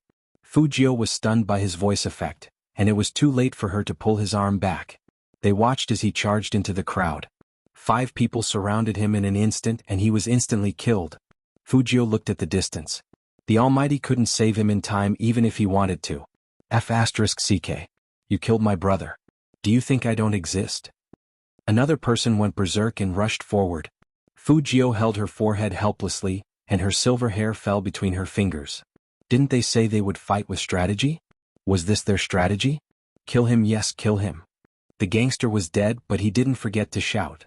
The lady boss thought that something had happened and she kept turning her head back. She saw a few people lowering their heads and playing with their phones. The gangster was too eye-catching. Luckily, there weren't many people in this barbecue shop. Otherwise, they would be surrounded by people with their silly looks. Double kill. Needless to say, another Chunibu died on their side. This time, the Almighty managed to make it, but someone was faster than him. With a bang, he jumped forward and was eliminated. Fujio wanted to sigh at such a suicidal way of fighting. The Almighty didn't show any emotion at all, and he retreated to the defense tower with his handsome side profile. "Handsome, what are you doing? Charge." The Chunibu who hadn't been killed had red eyes, and he continued to die. Double kill. This time, the Almighty was the only one left under the defense tower. The operation of the phone affected his hand speed.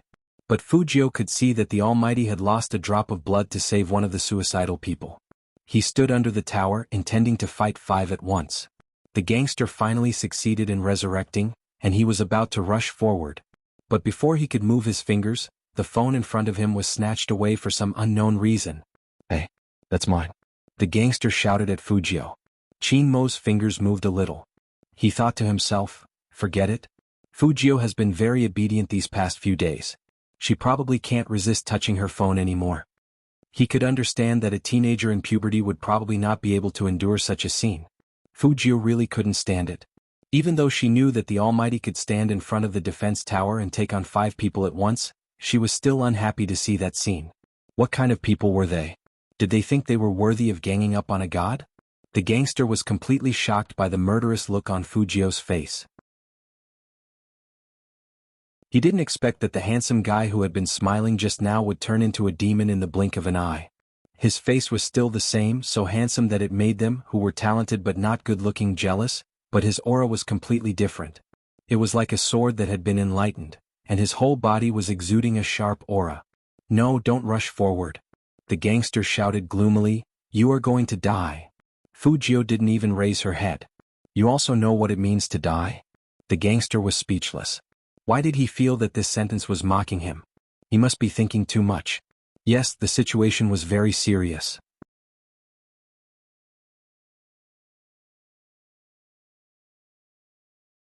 Chapter 386.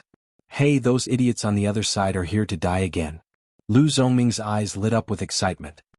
He pressed the phone screen with his thumb, and the bloodthirsty look on the corner of his mouth was obvious. Fu Ximing didn't care at all. He raised his chin coldly and arrogantly. Kill the pig under the defense tower first. It's so stupid. Lu Zongming smiled proudly. 5 against 2, they are dead for sure. Still rushing forward, they are sending their heads to us. The 2 people who had been killed by the Almighty whispered, the person standing under the tower seems to be very powerful. Don't be afraid. We have young Master Fu. Lu Zongming turned on the voice message. Let's go. Fu Ximing also said, don't worry, I can kill them alone. As soon as he said that, the others ran forward faster. The main thing was that the person standing under the tower seemed to have taken a step back. Starting the chasing and killing mode. The Almighty did take a step back, but he didn't want to run away. Instead, he was waiting for the person who was about to catch up with him. Fujio. He didn't know if it was because he had seen the real person before. The gangster felt that the person standing next to the defense tower was very cool. He was a bit like an ancient king. Just standing there, he gave people a feeling of extreme handsomeness. It was just a few seconds. The gangster looked at the youngster's slender fingers turning over and over on the screen. Even when he was running forward, he didn't forget to change his equipment, and those attacking monsters didn't hit him. The gangster wanted to ask how the youngster did it. On the phone screen, the 2 handsome guys met. He was still staring at the screen, and he could clearly see that the person standing under the defense tower waved his long black sleeves and suddenly hooked a person with a long knife. The youngster accelerated and made a critical hit. That person's HP dropped by more than half instantly. The gangster shouted, he wants to escape. But could he escape? The Almighty was blocking in front of him. The gangster really didn't know how the handsome guy did it. He turned his fingers, turned his head, and directly pulled back, KO. But this meant that the handsome guy's back was exposed to the enemy. Oh no. The handsome guy was finished. That was what the gangster thought. But the next second he changed his mind.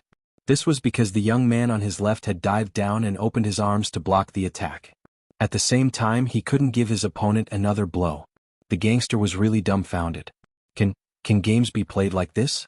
This coordination was so F***king cool. The 2 of them healed together under the tower.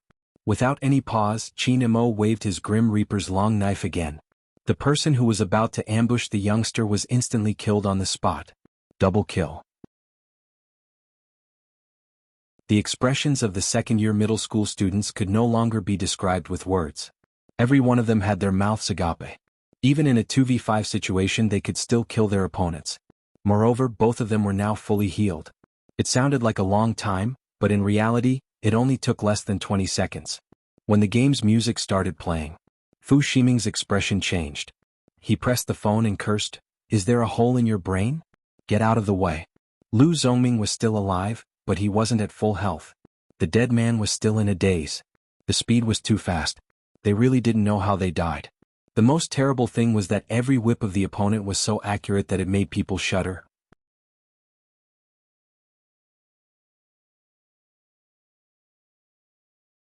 Chapter 387. That was the kind of fear that only people who were killed would feel. Fu Ximing thought that they were too stupid. What was so good about the other side? They didn't even dare to go out of the city wall. 2 cowards.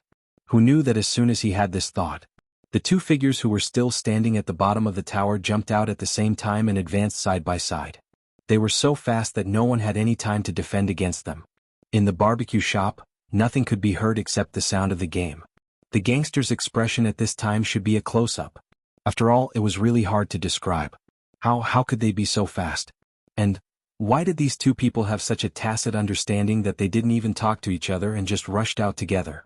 The youngster's operation was so beautiful that the gangster's mouth was wide open.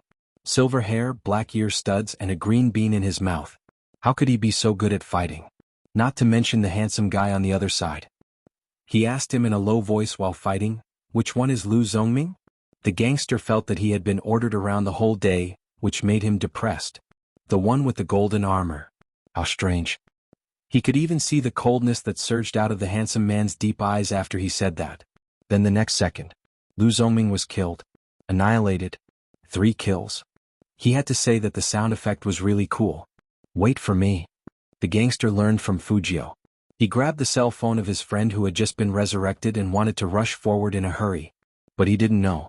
As soon as he said that, the youngster spun his sword and jumped up directly. Even his black battle robe was shining with silver light. He used a sniper critical hit. Kill. For people. For people had died on the other side. How long did it take? 21 seconds. The gangster really had an indescribable feeling now. Do you know what a game is? That was his account. That incomparably awesome person on the screen was his own account. Although he wasn't the one playing, that feeling was still awesome. How could his account be so cool? The gangster was so happy. But Fu Ximing wanted to curse. 2v5. 5 people couldn't beat 2 people, and 4 of them were killed by the other side in one shot. So noob. Even now he still felt that his teammates were too weak. In Fu Ximing's heart, no matter how powerful the other party was, he was just an amateur. What's there to be afraid of 2 amateurs? He arrogantly ran to the bottom of his own defense tower. He didn't wait for his teammates to recover their HP. He stopped there and prepared to kill one of the 2 first. However, just as he was about to make a move, he was unexpectedly nailed to the spot by his opponent. Fu Ximing wasn't afraid. After all, he was in the pagoda, and the other party wouldn't dare to recklessly rush forward. Therefore, this was all his wishful thinking. The gangster saw the 2 wind-like shadows directly swept to the bottom of the tower and then stepped back. Even Fu Ximing was hooked out. Outside the defense tower, Fu Ximing had no protection. He wanted to retreat, but damn it. He couldn't leave. It was Qin Mo. He hadn't even used his ultimate move yet, so he directly sent it over and froze him in the middle. The gangster was also excited at this time. He clenched his fists. Kill him. Handsome, kill him.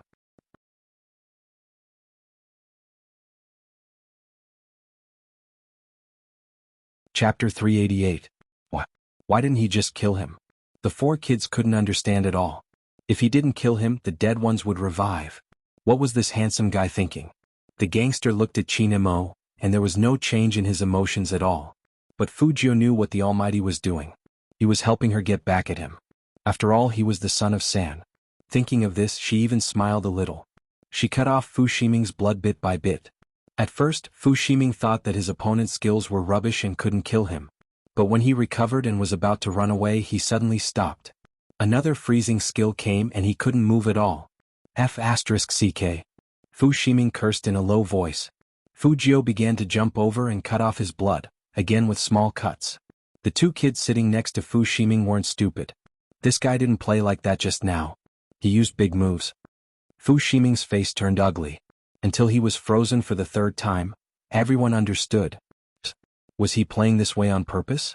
Why did it feel like he was playing with them? The 3 students from number 1 middle school didn't dare to say this out loud. After all, they knew Fu Ximing's temper. Fu Ximing was about to explode.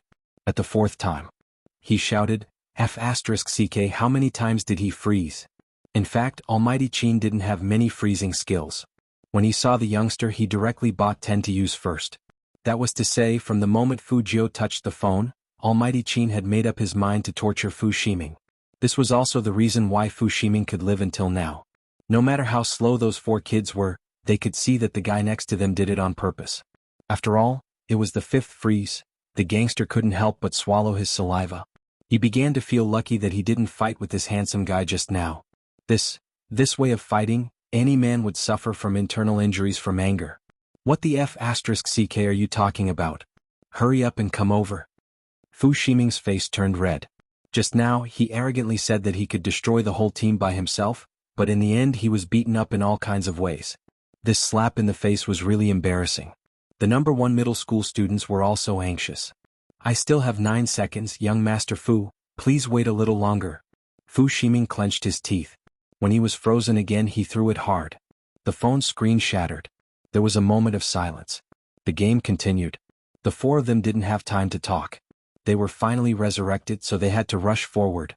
Fu Ximing pushed the other person away, took the other person's phone, and started to operate again. He had to kill the 2 of them. The gangster also realized that all of his opponents had been resurrected. In fact, they had also revived and were much faster than the other side. However, they were too far away from the other side city wall and couldn't make it in time. He anxiously controlled his character. Stop killing. Come back. Come back. We'll all die together. Retreat? How could this be? The two of them worked together to extinguish the frozen one and directly rushed towards the four people. It was followed by hook, hit, and kill. The incessant light seemed to fill up the entire screen. The two figures, one at the front and one at the back, coordinated like the sharpness of a sword. He was simply killing people in seconds. Triple kill. Then he turned around and bit it. What a beautiful kill. Then a blood-shaking game special effect sound came over. Team destroyed.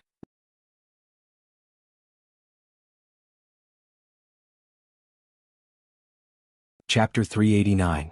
The youths at the side were already dumbfounded.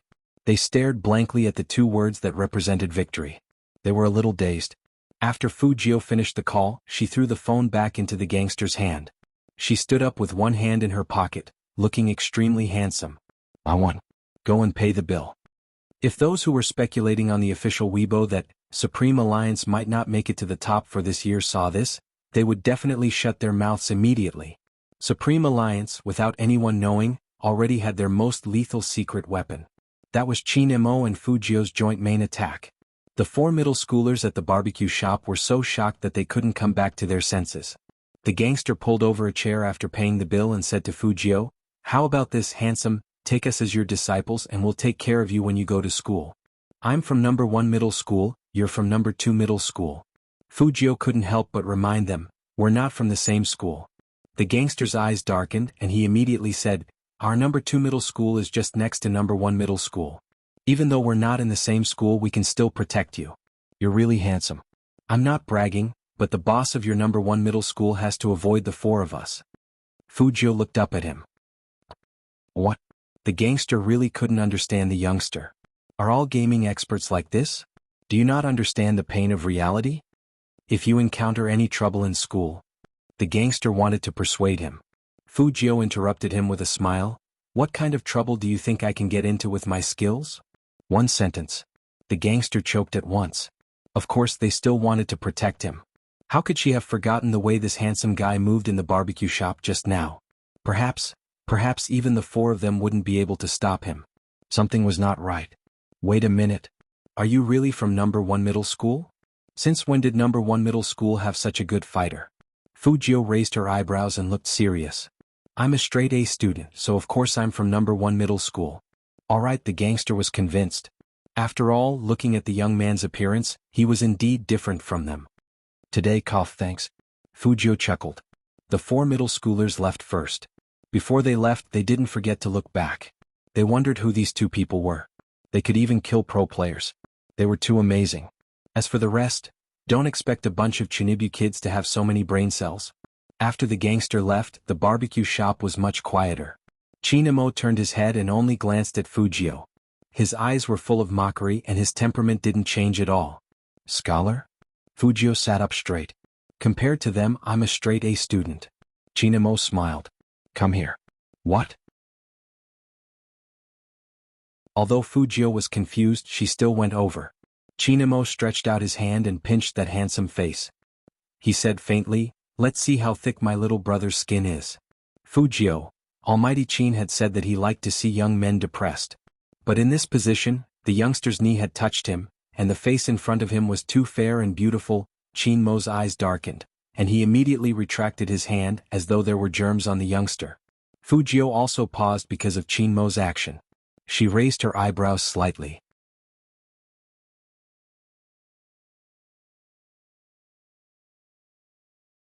Chapter 390. On the other side. Fu Shiming, who lost the game, kicked the wooden chair hard with his right leg. The opponent is definitely not an ordinary player. No one in number 1 middle school dared to speak. Fu Shiming couldn't swallow his anger. Lu Zongming. I'm here. Lu Zongming answered immediately. Fu Shiming narrowed his eyes. Go and ask who played this game tomorrow. Okay. Lu Zongming agreed, but he knew that it was not going to be easy. The students in number 2 middle school who weren't good at studying were always better than the students in number 1 middle school. How could he go to number 2 middle school to ask? But there were other ways, so he had to think about it. The night outside grew even darker. The atmosphere in the barbecue shop seemed to be frozen. Qin Imo couldn't explain why he suddenly flung his hand away. Then his phone screen lit up. It was Secretary Liang. "Xiao Qin, where are you?" Qin Imo turned his head and said in a low and hoarse voice, "What's up?" "Young Master Han was worried about you, so he asked me to call." From Secretary Liang's words, Qin Imo knew that Han Feng was taking the initiative to ease the tension. He didn't say much and only gave Secretary Liang an address. Secretary Liang paused. "Then young Master Jianghu is going to pick you up." Beep. Before Secretary Liang could finish, the other side hung up. Secretary Liang was sure that Xiao Qin heard him, and he even paused for a second. But for some reason Xiao Qin didn't seem to be acting right today. Fu Jiao heard that Secretary Liang was going to pick her up, so she didn't say much. She raised her hand and drank the last sip of tea. With one hand in her pocket, she walked out of the barbecue shop with Qin Imo. It was foggy and cold outside. Luckily it was almost Christmas, so the decorations in the shops along the street were quite warm. Fu Jiao saw that the Almighty didn't want to skateboard with her anymore, so she lifted her foot. When the skateboard flew up, she caught it and held it horizontally behind her waist. When Secretary Liang drove over, he saw such a handsome scene. Since they had a car, of course they would take it. Fu Jiao was close, so it took less than 5 minutes to get there. After the young man got off, Secretary Liang felt that the atmosphere in the car wasn't right, especially where Boss Qin was sitting. The neon lights were reflected on the car window. From the rearview mirror, Secretary Liang could only see a blurry side profile. His black hair fell down, covering his eyes. It was rare to see him like this. The reason why he suddenly pulled his hand back was because he wanted to lower his head to do something. However, even he himself did not know why he had such a huge reaction at that time. He could even see the astonishment on the youth's face. However, in the next second that guy smiled as if nothing had happened. But Qin Imo wasn't completely fine. He reached out and rubbed his forehead. Perhaps it was because he had been paying too much attention to the youth recently. Even so, Qin Imo didn't sleep when he reached the Qin family. In the dark living room, he threw his jacket on the sofa and took out his phone. Naturally, he wanted to send the youngster a WeChat message.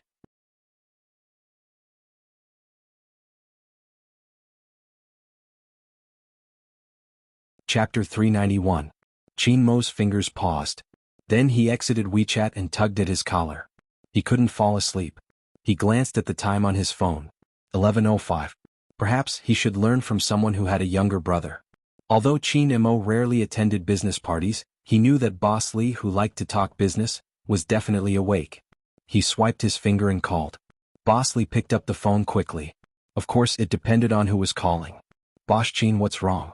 Why are you calling me so late?" Qin Imo didn't beat around the bush. "Is it inconvenient, Boss Li?" Boss Li smiled. "It's convenient. It's about my younger brother."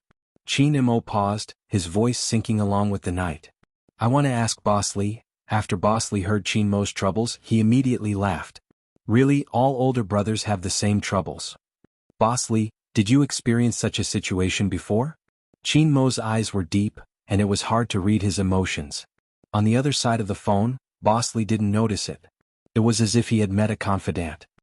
"Let me tell you, when my brother just entered high school, I was most worried that the person who usually liked to follow behind me and call me brother would suddenly bring me a girl and ignore me as his brother.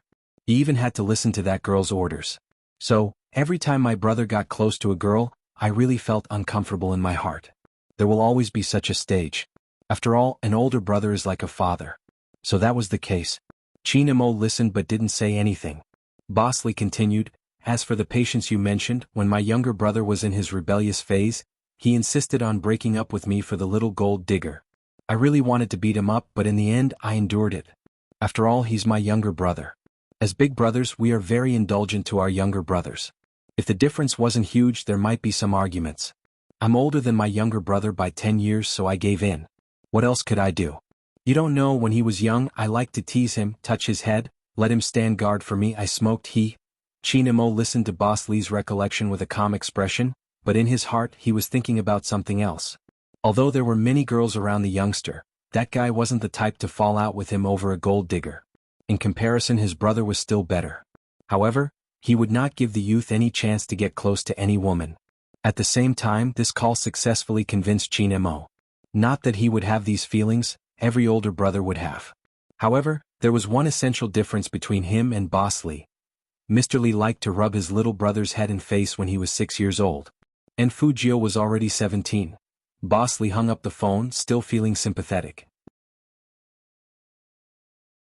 He pulled his wife and said, "Look at this young Master Qin who has shaken Jianghu City. He's no different from an ordinary person when it comes to his younger brother." At the same time at the Fu family, Fujio, who had just come out of the bathroom, put a white towel over her head, and subconsciously reached for her phone. There was nothing. She looked at the desk again. Even her notebook was gone. How many more days do I have to live like an ascetic? Fujio lay back. She thought about how the Almighty froze Fu Shiming and let her kill him bit by bit today, and her thin lips curled up. She had never been protected by anyone like this.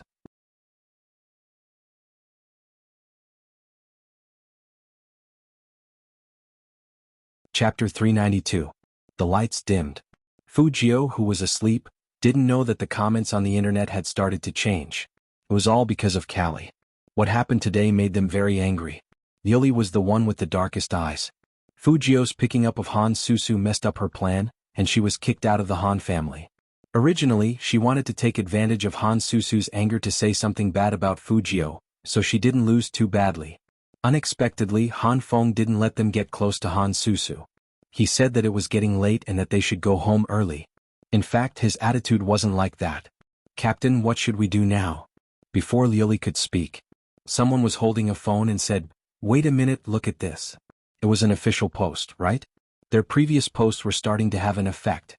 Someone had already started to say, "Although I like watching Spade Z play games, he is not a good person. He has such a bad temper." Yeah, his fans are also a bunch of brainless fans. That's enough. As soon as that person finished speaking, the post was deleted. Once it was deleted, that person was not convinced. "Admin, why did you delete my post?" F***CKU, the curses at the end were very harsh. Someone even comforted that person. "It's normal. My post was also deleted. I feel sorry for the original poster." What's more, someone left a comment saying, "It seems that someone left a comment to slander you. I think it has something to do with Spade Z himself. He has a problem with everyone. I'm a fan. Give up." I'm not a fan of Spade Z, but I'm a fan of the Supreme Alliance. I think the Supreme Alliance should reconsider whether to let Spade Z play in the national competition. To be honest, I've never seen anyone like him. It was because of these people that the Cali team was happy to watch. Yuli laughed. "What did I say? Some things don't need to be done by ourselves. We just need a little bit of encouragement and people will follow." The Cali team was happy.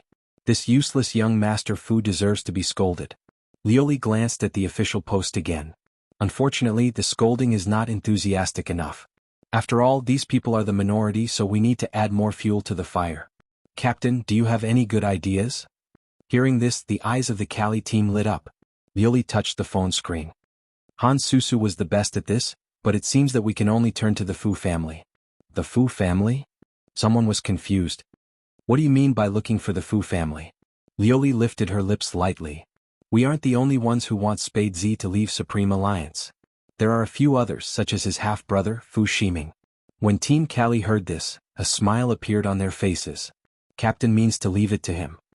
He has a good mother and knows how to use public opinion to create hype. Remember, there are some things in the esports circle that are no different from the entertainment circle. If something is said many times, it will become true. Find a time to send these posts to Fu Shiming. Be quick. No problem. Their Cali team was not a weakling. They would never let anyone bully them like this. Didn't Spade Z think he was so great just because he joined Supreme Alliance? Then they would think of a way to get him out. The next day.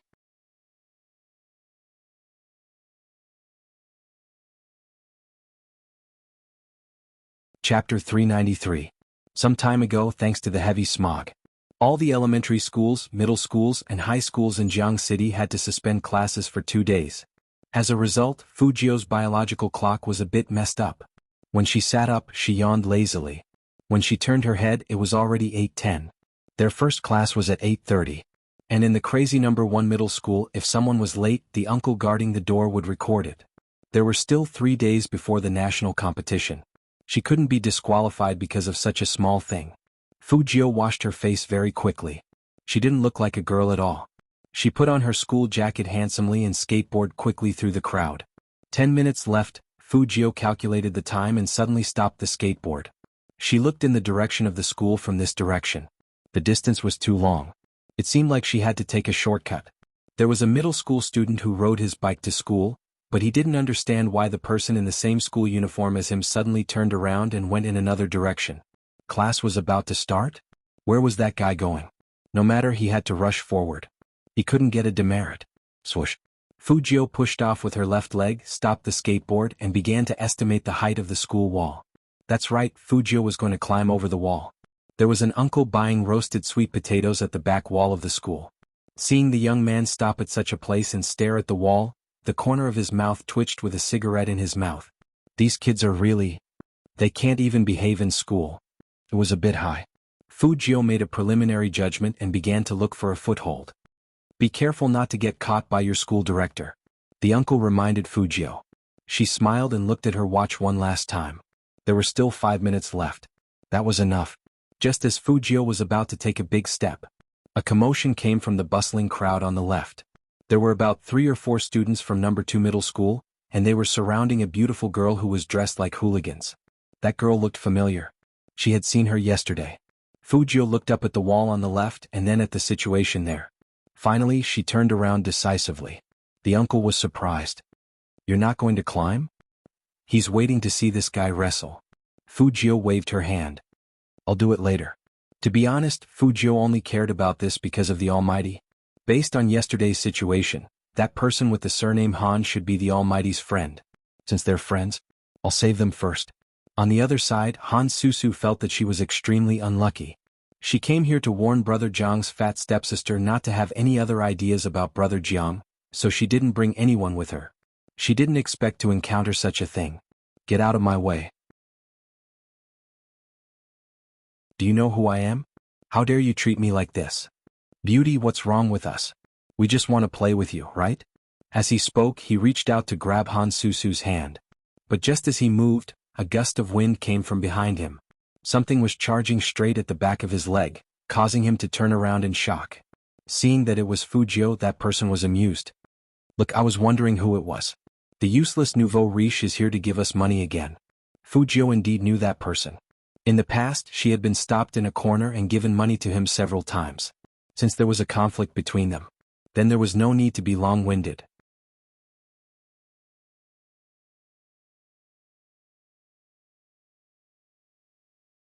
Chapter 394. Yo, as if you're so great. The people from No. 2 middle school were amused by Fujio's words. Fujio's voice was indifferent. You have 2 choices. Either you leave or we start beating you up. Which one do you choose? Of course we'll beat you to death. One of them had a ferocious look on his face. Han Susu looked at the handsome silver-haired young man, reached out to pull up the zipper of her uniform and walked over. Even her smile carried a sense of ruthlessness. *CKU. You little scum, are you trying to rebel? Before that person could finish his words, his knee was kicked hard. Fujio said 3 minutes and she meant it. Her kick was high and she used a lot of strength. 1 versus 4. One was already down. How could the leader let it go? While Fujio was still kicking, he grabbed Fujio's skateboard and wanted to throw it at Fujio's back. If it really hit, it would definitely be a serious injury. But it was Fujio, so how could she be hit? With a beautiful sidestep and a back kick, even Fujio's school uniform made a sharp sound in the wind. Bam! That person was directly kicked into the wall. The skateboard automatically returned to Fujio's feet. Han Susu watched from the side. She didn't know when it started, but the young man's figure was the only thing in her eyes. She had never seen anyone fight so handsomely. 2 people from No. 2 middle school were kicked to their knees.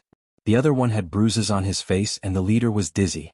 Fujio was unscathed as she held onto her skateboard. She had a faint smile on her face and she was extremely handsome. Were you calling a little scum? I'll give you 3 seconds to leave or I'll continue beating you up. The person who was kicked was really in pain. The 4 of them looked at the situation together. They had to call for help.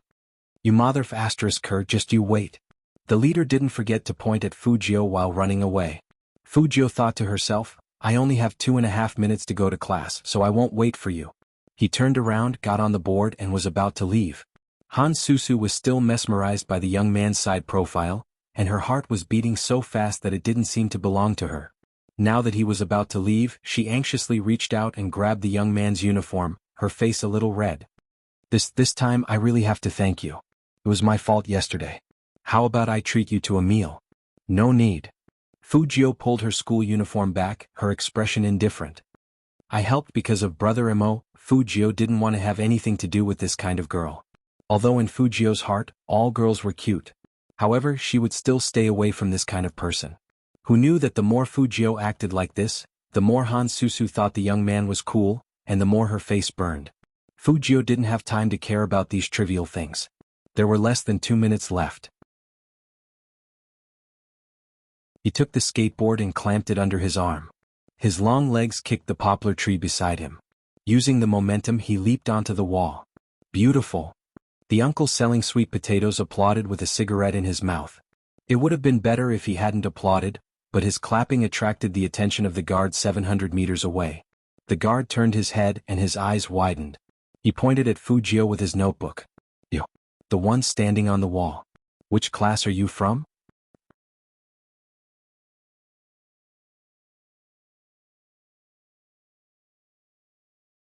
Chapter 395.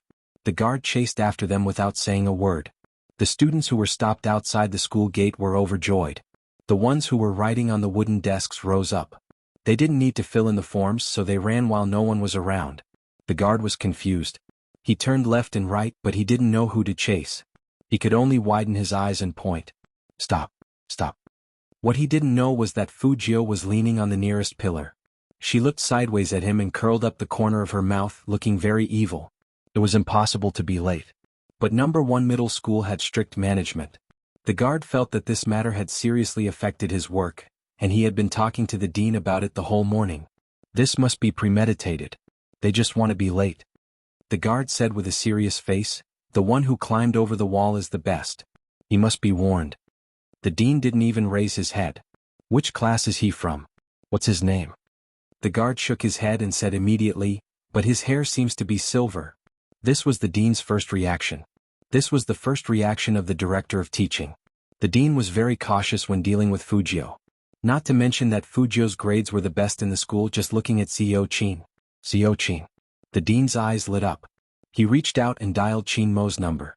The teaching director's eyes lit up. He reached out and dialed Chin Mo's number. As a parent, CEO Chin gave him his private number last time. At the same time, on the top floor of the Chin group, Chin Mo, who was signing company documents, paused when he saw the caller on the screen. Secretary Liang was still standing next to him. He was very confused. That title. Dean of number 1 middle school? Since when did CEO Chin have the number of the school's dean on his phone? Hello. Chin Mo answered the phone while standing in front of the floor-to-ceiling window. The director of teaching told him the whole story. Climbed over the wall? Chin Mo raised his eyebrows because of this word, but his handsome face didn't change at all. After the director of teaching finished speaking, he said slowly, Director Lee, are you sure it's my brother? The guard said that the one who climbed over the wall seemed to have silver hair. In the whole number 1 middle school, only Fujio hasn't dyed her hair back. Dean Lee, who didn't realize that he was being tricked, said this, and the guard still nodded. Chin Mo laughed. Seems like. In other words, Chief Lee was not sure either.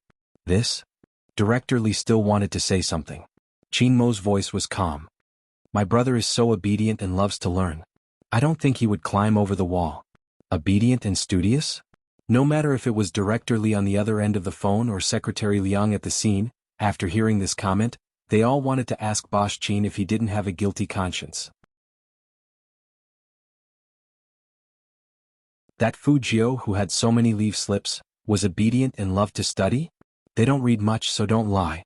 No matter how focused Secretary Liang was, Chin Mo didn't care. He continued to speak into the phone slowly. Or does Director Lee want me to attend a parent-teacher conference now? No? No need. As soon as he thought of that scene, Director Lee immediately sobered up. I'll check again.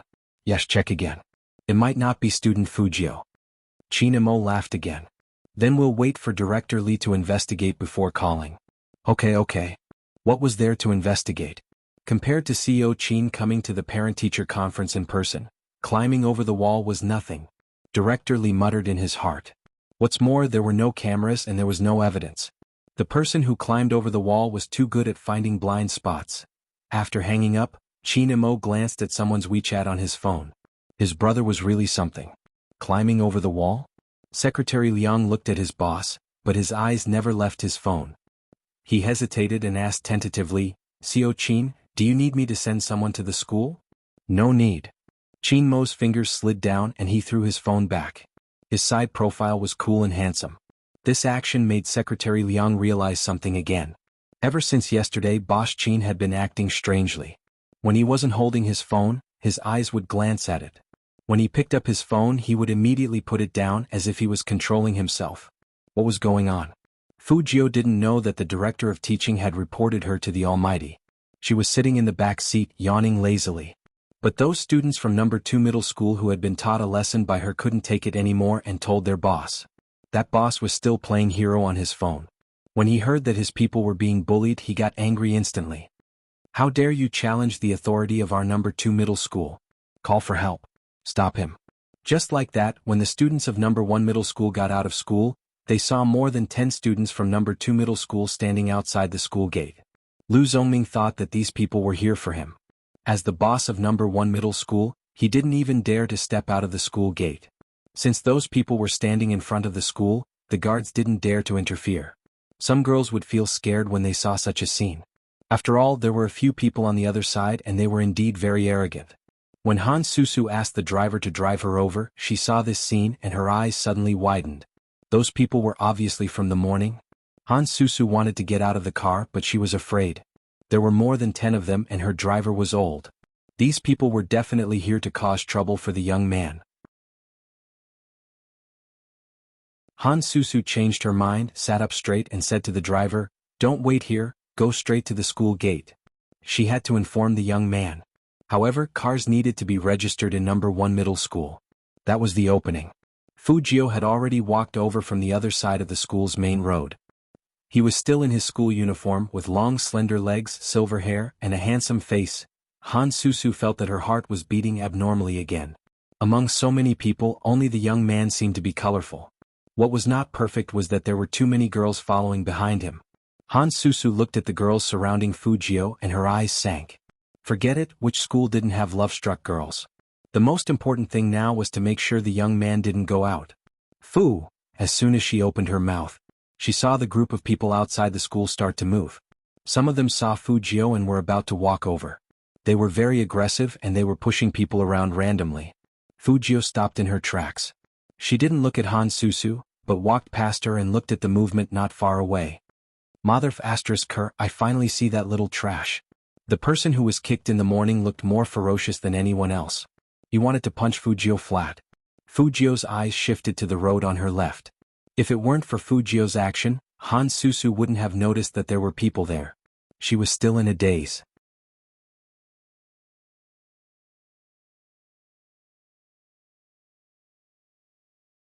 Chapter 396. By the time Han Susu realized what was going on, her legs had already obeyed the young man's order and walked inside. When he turned around, he could only see the back of that tall and straight figure. The students of number 2 middle school were obviously people who often fought, and they knew how to surround people. Left, right, front, and all 3 directions. Unless that little weakling retreated, he couldn't escape from any direction. But even if he retreated, he had to come out and go home. That person wanted to block him here and catch him. But this method was suitable for others but not for Fu Jiao. First of all, she didn't want to retreat. The girls were all here, so she had to let them go first. What's more, others couldn't avoid this seemingly tight encirclement, but it didn't mean that she couldn't. After all, apart from Fu Jiao, she was Z. Even the police couldn't catch her, Z. The number 1 middle school gate was bustling. That kind of scene couldn't be described with words. There was definitely going to be a fight. The guard was already making a phone call with trembling fingers. But Fu Jiao just stood there with a lollipop in her mouth. She pulled open her school uniform and put the cap on her head. There was a camera in front of her. Even if there was a fight, she had to pay attention to the evidence.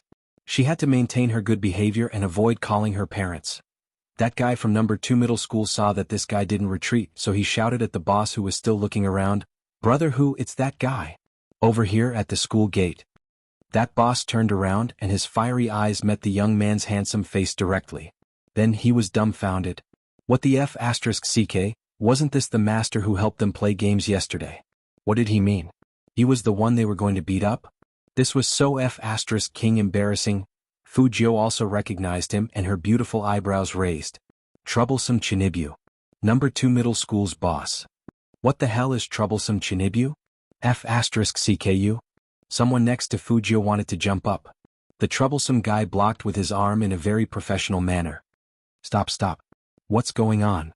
Not only the students from number 2 middle school were at a loss, but even the girls from number 1 middle school, who had their hearts in their throats, paused. The gangster coughed heavily and approached Fu Jiu very seriously. He lowered his voice and said, "Did you beat up our people this morning?" "I did." Fu Jiu's thin lips curled up, and her eyes were filled with coldness. "What? You want to fight back?" The gangster looked at the teenager and thought of the beautiful skills in the barbecue shop and the other man's abuse. Somehow he felt a chill down his spine. "Why would I? I'm just asking." Although the gangster was Chinibyu, he was very loyal to his friends. He turned around and said to his little brothers, "Let's disperse for today. This is our second middle school's benefactor. In the future, be more polite when you see my benefactor. Otherwise, you're making things difficult for me, Wang Dehu." How could someone who was beaten up in the morning accept such an ending? Benefactor. The girls from number 1 middle school were also puzzled. When did their Highness Jiu become the benefactor of that old vulgar Wang? These two people know each other? They even played together before? Her temperament didn't match her at all. Wang Dehu, who was standing next to Fu Jiu, really didn't match. Wang Dehu was the real bad student, and it was written all over his face. Fu Jiu at least looked like a straight-A student, the kind that was well-versed in physics and chemistry. Come and say thank you to our benefactor. Wang Dehu is the best.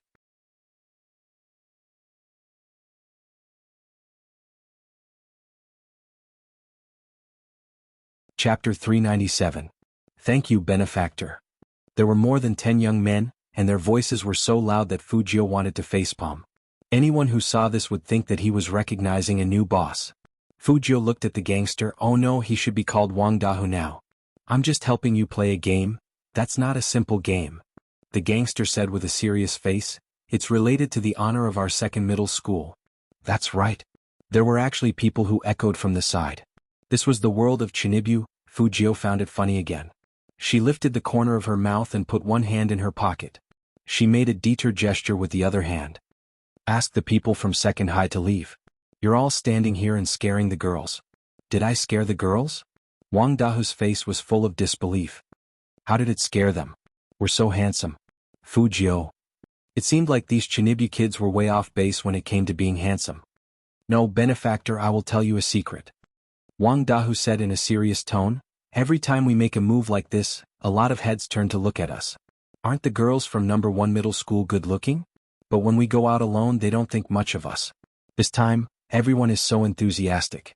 To be honest, part of the reason is to stop you, and the other reason is to let the girls admire our handsomeness." Fu Jiu. What does it mean? Wang Dahu felt that communicating with cultured people was tiring. Fu Jiu looked at his ferocious look. Without saying a word, she turned around and walked over to a girl. She said in a gentle and pleasant voice, "Were you scared just now?"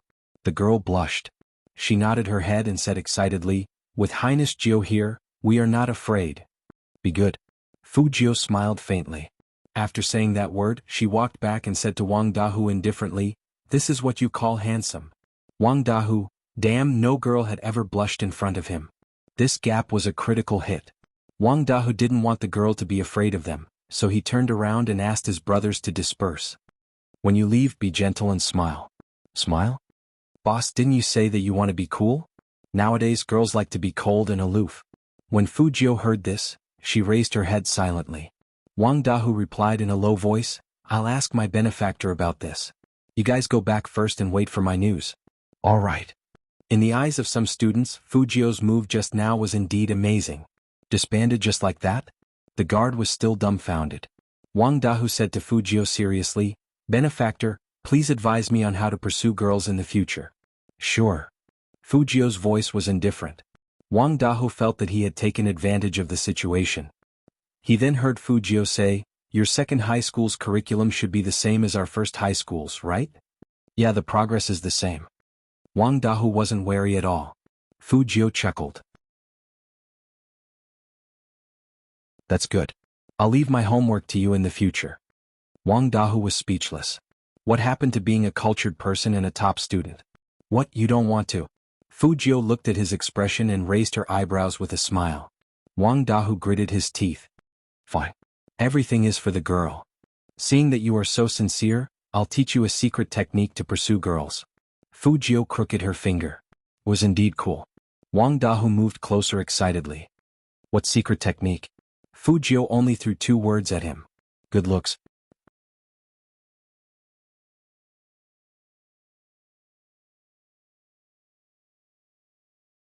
Chapter 398. 10,000 Critical Hit. The people next to Wang Dahu looked at the frozen Wang Dahu, and they didn't know what Fujio said to him. But seeing Wang Dahu being subdued by the young man, those who were prejudiced against Fujio now became quiet. After all, some people were like this, susceptible to the soft approach and afraid of the hard approach. They were waiting to see Fujio get beaten up. But who would have thought? Wang Dahu seemed to have his claws removed in front of Fujio. Not only did he not fight, but he also seemed to respect Fujio. Compared to Fujio, some boys were even more cowardly. On the same day, someone posted Fujio's picture on the school intranet. The title was "One Man Against 1,000, Our #1 Middle School's Most Handsome School Hunk." There was a string of comments below. After all, from that angle, Fujio did look very picturesque, and it even gave people the illusion of a scene that only appeared in comics. Fujio's actions of protecting the girls could only be understood by those who experienced it themselves. Among them, the most obvious change was Han Susu. She looked at the young man who was still talking to Wang Dahu. Her heart was beating fast and even her breathing seemed to be slower than usual. Her brother was right. She shouldn't just listen to Sister Lioli and think that the young man was bad. Even if he looked like a tasteless nouveau riche in the past, it was different now. Han Susu looked up, and her eyes were full of infatuation. Lu Zongming was still hiding at the school gate. After hiding for a while, seeing that everyone was back to normal, he grabbed a classmate and asked, "Where are the #2 middle school students at the school gate?" They all left. Left? What? Fujio was there alone, so they didn't dare to move. I think it was because Fujio helped them play a game or something, but I don't know the details. Game. Lu Zongming instantly remembered the scene of their team being wiped out yesterday, and his eyes turned red. Fujio, the traitor of #1 middle school. He didn't say anything and immediately told Fu Ximing the news. At the same time, Fu Ximing also received something from the Cali team. When he saw that #1 middle school's hunk post on the school intranet, Fu Ximing felt a surge of resentment that couldn't be released no matter how hard he tried. He didn't know when, but that good-for-nothing had suppressed him in every way. Study, he did better than her. Games, he played better than her. Now, even the title of #1 middle school's hunk was being applied to that person? How could the spoiled Fu Ximing endure this? Now he had these things in his hands. Fu Ximing glanced at the message on the screen and handed it to his mother without hesitation.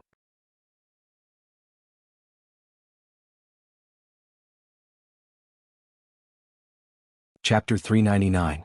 Captain, there's news from Fu Ximing. That night, the Cali team sat in front of the computer and looked back. Lioli stood up. What did they say? What else can they say? Everything is as Captain predicted. Fu Ximing wants that useless young Master Fu out of Supreme Alliance even more than we do. He even asked us to continue posting and tomorrow, the entire esports industry will know about it. Fu Ximing smiled, his expression indescribable satisfaction. That's right. Lioli looked down. In this case, Fujio is really finished. Who cares if he's finished or not? Captain, I know you are soft-hearted. Think about it, if it weren't for Fujio, would our relationship with the Supreme Alliance be so tense? When he's gone, we can slowly repair our relationship with the Supreme Alliance. Lioli listened to her teammates and seemed to be convinced. Well, that's all we can do. In fact, she was the one who came up with the idea. How could she be soft-hearted? She just had to put on a show. There were only 3 days left before the National League. It was just the right time to kick Fujio out of the Supreme Alliance.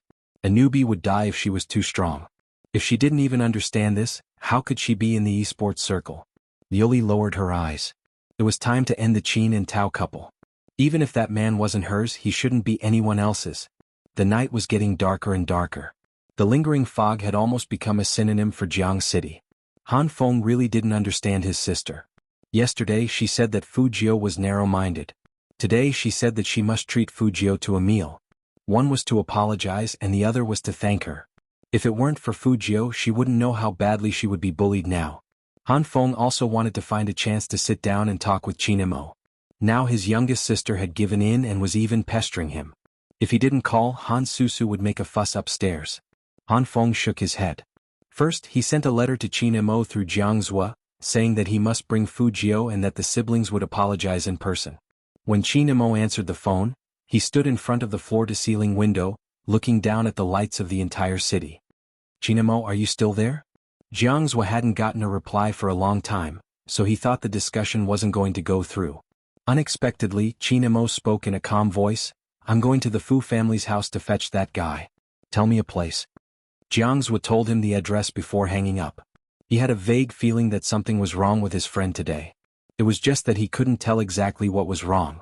Chinemo retracted his gaze. If he suddenly appeared at the Fu family's house, a certain someone would be in a daze with a lollipop in her mouth. He couldn't help but smile. Secretary Liang was watching from the side. Maybe one day.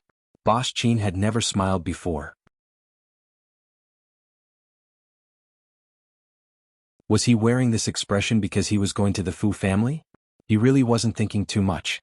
It was because Boss Qin was too obvious. Most importantly, President Qin, have you considered the Fu family's ability to accept you going to the Fu family just like that? When Secretary Liang saw that his CEO was leaving, he subconsciously wanted to follow him. Chinemo was indifferent and abstinent. He wore a well-ironed suit on the inside and a pure black windbreaker with a circle of velvet on the outside. He looked like a vampire aristocrat that often appeared in foreign movies. His skin was fair and his eyes were deep. He turned back and glanced at him.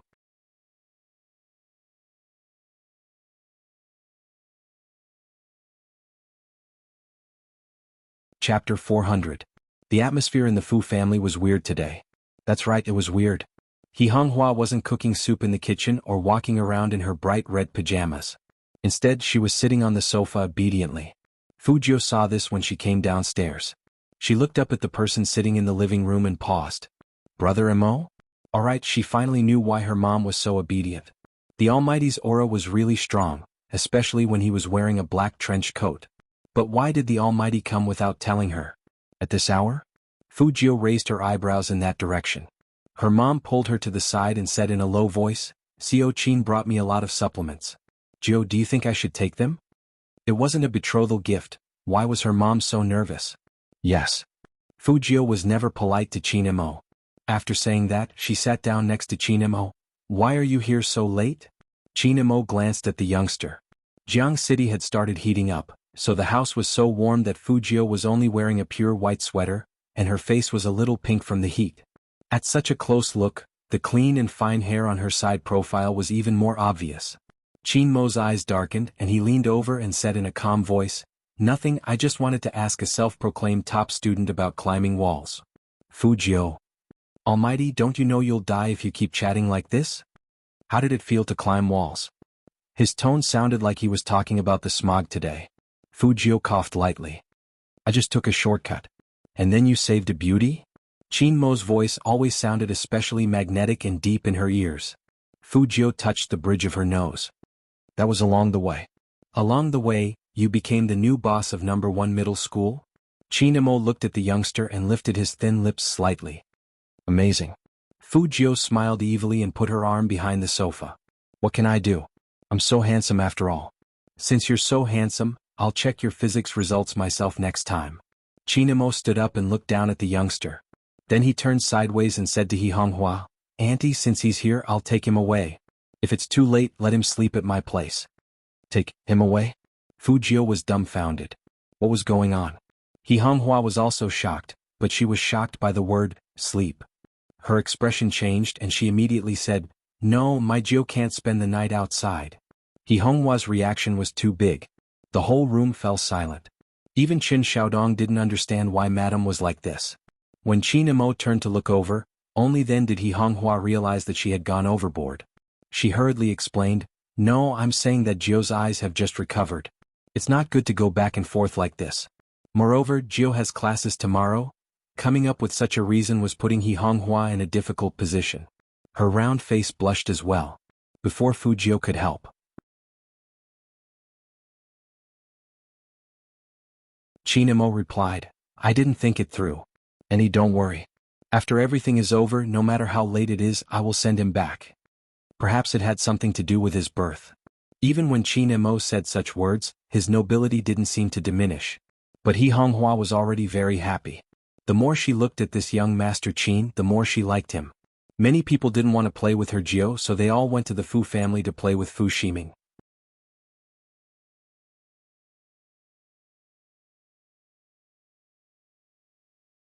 Chapter 401.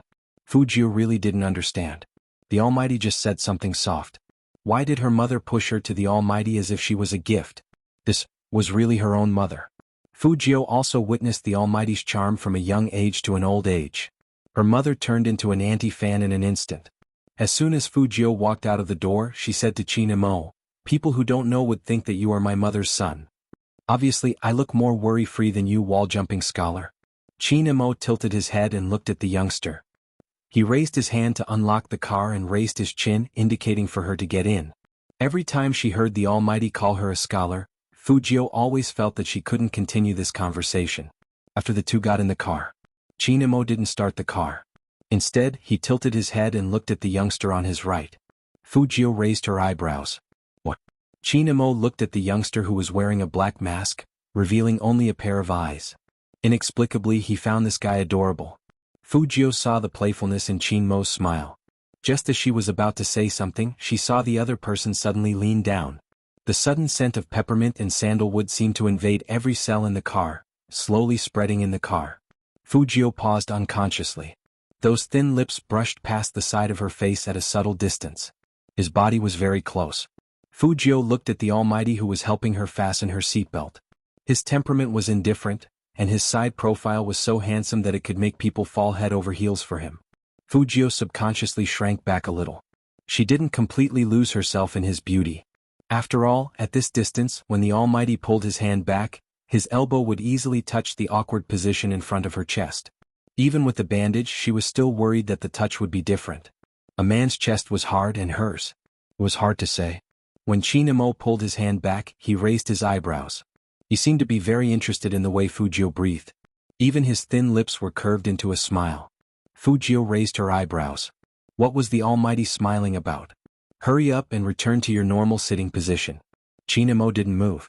Fu Jiao simply moved. She leaned over and wanted to blow into his ear. Qin Mo was a step faster than the youngster. He returned to his seat abruptly and glanced sideways. Behave yourself, understand? Fu Jiao smiled and winked evilly. Qin Mo didn't bother with this person who always made his emotions fluctuate. He started the car. When the Hummer drove out, the fog in Jiangqing became thicker. Han Susu had never been as jumpy as she was today. She sat up straight and looked outside, then asked her brother in Jianghu if her dress was pretty. Jianghu was a smart person. He raised his eyebrows and smiled. Qin Mo and Fu Jiao walked in one after another. Even Jianghu didn't know why, but he felt that when the two of them stood together, they complemented each other and were equally handsome. After Han Susu saw the young man, her heart beat even faster. She walked up to Fu Jiao and said softly, "Thank you so much for today. You didn't want to tell me your phone number, so I could only contact you through my brother. I'm really sorry for what I said to you before. I hope you can forgive me." It was obvious that Han Susu had put in a lot of effort today. Her perfect makeup and face were indeed eye-catching.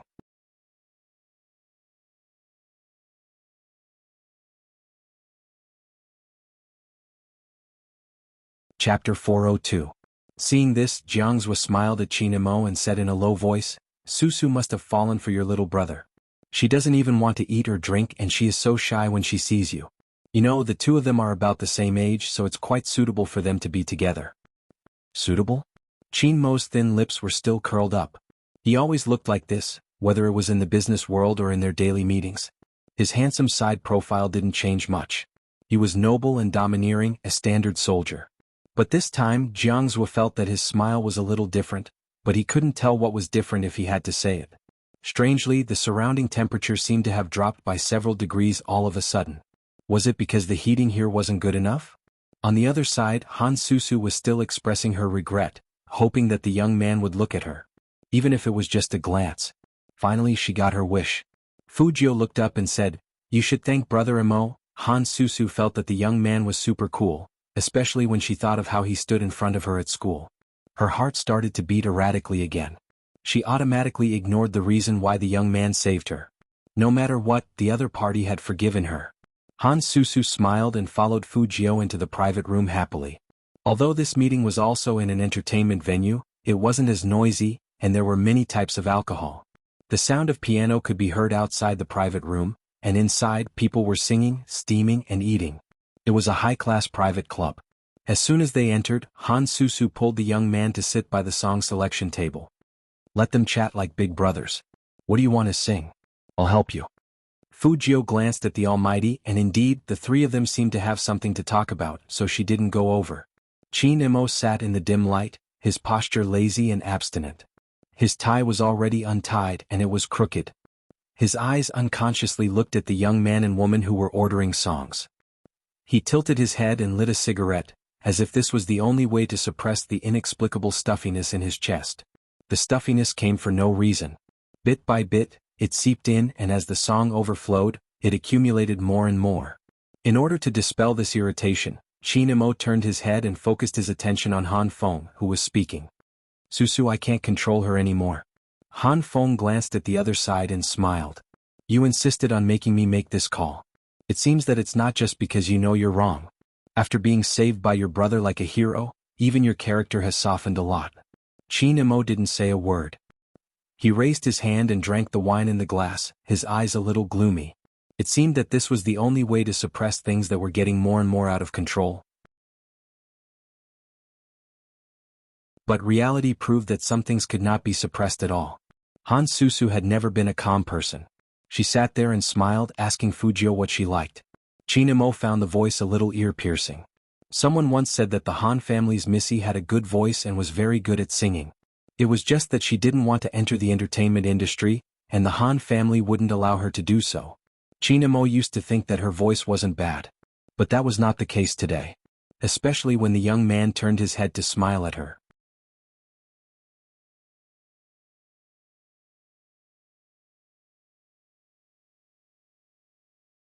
Chapter 403. He was starting to think, it wasn't a good idea to agree to bring the youngster here. Chin Imo tried to distract himself again. It was to prevent himself from grabbing the youngster and running away. Suddenly, for some unknown reason, he just hated girls. Any girl who got close to the youngster would be an eyesore. Even Han Susu was the same. And Chin Imo knew very well that many high school students in puberty liked girls like Han Susu. She dressed beautifully and acted coquettishly. Would his little brother like her too? With this in mind, Chin Mo's eyes dimmed. Jianghu seemed to have realized something as he turned to look over. He saw Chin Mo's deep eyes staring at the youngster's side profile. It was so deep that it didn't seem like his usual self. That gaze, Jianghu didn't know why, but his heart skipped a beat. He must be overthinking. Seeing Chin Imo look away without changing his expression, Jianghu thought that he must be overthinking. But Chin Imo had been possessive since he was young. He probably couldn't bear to see the little brother he finally recognized become someone else's. Luckily, Fujio didn't stay with Han Susu for long. After she was done, she walked over and looked at him with a bright smile. Brother Imo, what do you want to hear? Looking at that clean and harmless face, his boredom seemed to be dispelled by this kind of light. Chin Imo flicked his cigarette butt and said, You can sing? Fujio laughed. I'm the current school hunk of number 1 middle school. How can I win without some substance? In fact, when she was still Z, she disguised herself as a resident singer in a bar. Of course, she wouldn't tell this to the Almighty. Then let's invite the current school hunk to sing what you're best at. The coldness in Chin Mo's eyes dissipated a lot. The current school hunk was a joke. Because the previous school hunk of number 1 middle school was Almighty Chin. Some people even predicted that no school hunk could be more handsome than Almighty Chin, whether it was in the past or the next few decades. Until Fujio appeared. There was even a comparison between the two on the school's internet. But the more they compared, the more the topic went astray and it became a couple. Fujio found it interesting, but she didn't know what expression the Almighty would have when more and more people said he was gay. Fujio had sung quite a few songs when she was a resident singer. She tilted her head to look at the person sitting on the sofa, the person who had been protecting her since they first met. Her fingers slid down and clicked on Mayday's new song. Fujio's singing posture was absolutely professional. Her fingers were on the vertical microphone, and she was sitting on the high chair with a smile on her face. Unlike Chinemo, Fujio always dressed up for the night. A cool leather jacket paired with a pair of white jeans, silver hair and pure black earrings. No one would have thought that Fujio was a girl. Just by sitting there, she seemed to be able to generate electricity. She was so handsome that it made people's hearts flutter. Han Susu's gaze was already a little infatuated, and when that young man's unique voice came out, she couldn't take her eyes off Fujio. However, Fujio's eyes were looking at Chinemo, very lazy and sunny. I want to write a song about you. I want to keep a cat. You wanted to go back to every scene and slow down every watch. We build a castle at the corner of children and adults.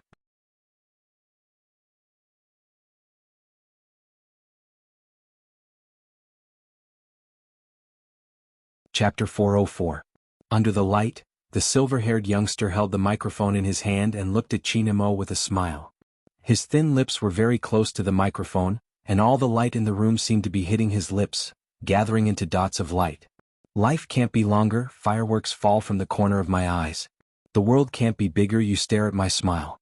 Among all the passing scenery and people, you treat me the best. Obviously, this song was sung to Chinemo. Han Feng laughed softly. Chinemo, your little brother is really good, he knows everything. Chinemo didn't speak, still holding the wine glass in his hand. Rather than saying that he didn't speak, it was more accurate to say that the moment the youngster opened his mouth, his eyes never left Fujio's body. Even he didn't know what kind of expression he had when he looked at Fujio. Hidden in the darkness as if no one else was around, he wanted to take her for himself. Jianghu watched from the side.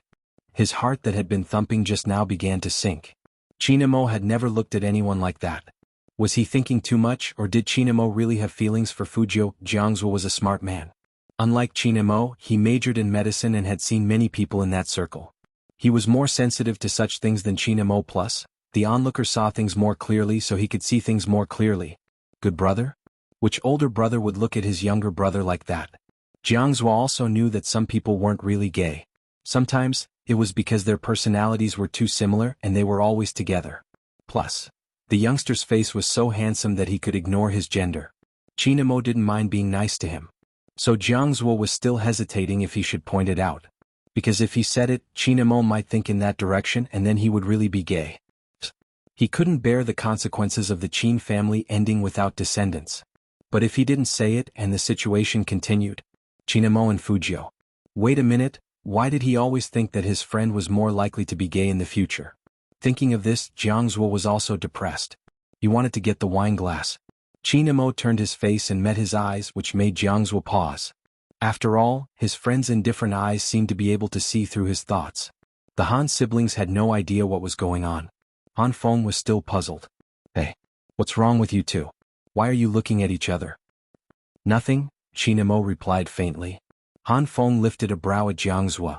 Really? Jianghu laughed and said, what else could it be? I just think that Fujio's singing is pretty good. Now that he is the school hunk, us former seniors are all standing behind him. Not only does it sound good, it looks good too. Han Feng lowered his voice and moved closer to the two. I'm going to be busy now. Look at Susu.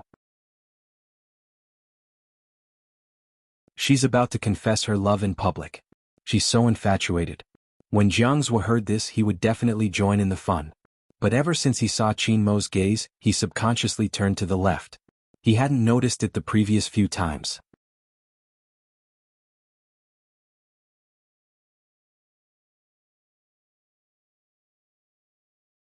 Chapter 405.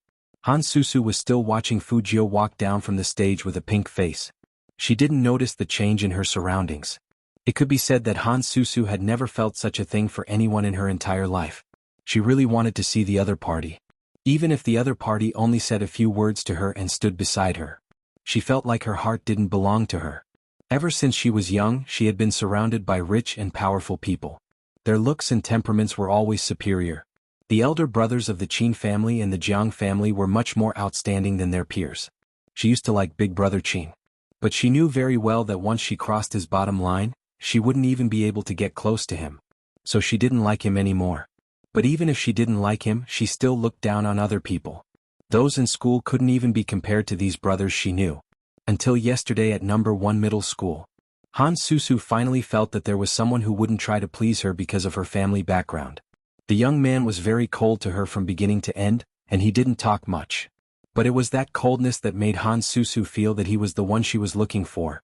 So Han Susu threw away her previous arrogance. When Fujio finished singing, she went up and grabbed Fujio's arm. I ordered a duet. You sing the guy and I'll sing the girl. I'm sure you'll like it. Fujio frowned. She usually thought girls were cute, but in fact she didn't like it when someone approached her so directly. The Almighty was familiar with her, so it wasn't a big deal to touch her. An unfamiliar person. Fujio almost flung Han Susu's hand away in a moment of reflex. You sing first. Han Susu's cheeks were pink. No matter what other people thought, she liked the feeling of standing side by side with the young man. Forget it, since she was the sister of the Almighty's friend. With this thought in mind, Fujio put one hand in her pocket and took the microphone from Han Susu. She was about to sing when a gust of wind blew towards her, and the microphone was pulled out from behind. It was Chin Imo. Fujio wasn't the only one who looked back. Even Han Susu stopped and was stunned. Big brother Chin. His eyes aren't good. He needs to go home and rest early. Chin Mo's voice was calm, but he was still the chosen one. Just by standing there he seemed to be able to move. His aura of nobility lingered and he was incomparably domineering. I won't be singing anymore. Han Susu opened her mouth. It's only 9 o'clock. The smog is heavy and it will irritate my eyes if I'm late. Chin Imo tilted his head and looked at Han Susu. At that moment Han Susu didn't know why, but she felt that his gaze was a little cold. But because that face was too handsome and noble, Han Susu couldn't see anything.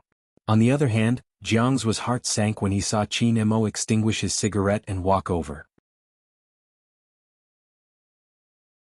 Han Susu didn't want the youngster to leave. However, Chin Imo had already opened his mouth. Get dressed. This sentence was directed at Fujio. Fujio smiled and didn't say anything. She casually pulled over her jacket and zipped it up. Chin Imo took the pure black mask from the side and asked Fujio to put it on. Then he nodded at Jianghu and Han Feng who were standing on the sofa, indicating that they should leave first. Han Feng still wanted to say something. Chin Imo had already taken the youngster out of the private room. What's going on? Han Feng was really confused. Why are you in such a hurry to go home? Jianghu didn't speak. He looked at the microphone that Chin Imo had placed on the coffee table. His eyes changed and no one knew what he was thinking. Han Susu was quite considerate of Fujio. Didn't you hear what brother Chin said? Fujio's eyes are not good, so he needs to go back and rest early. Brother, you heard his singing just now, right? Isn't it very nice? Yes, look at how obsessed you are.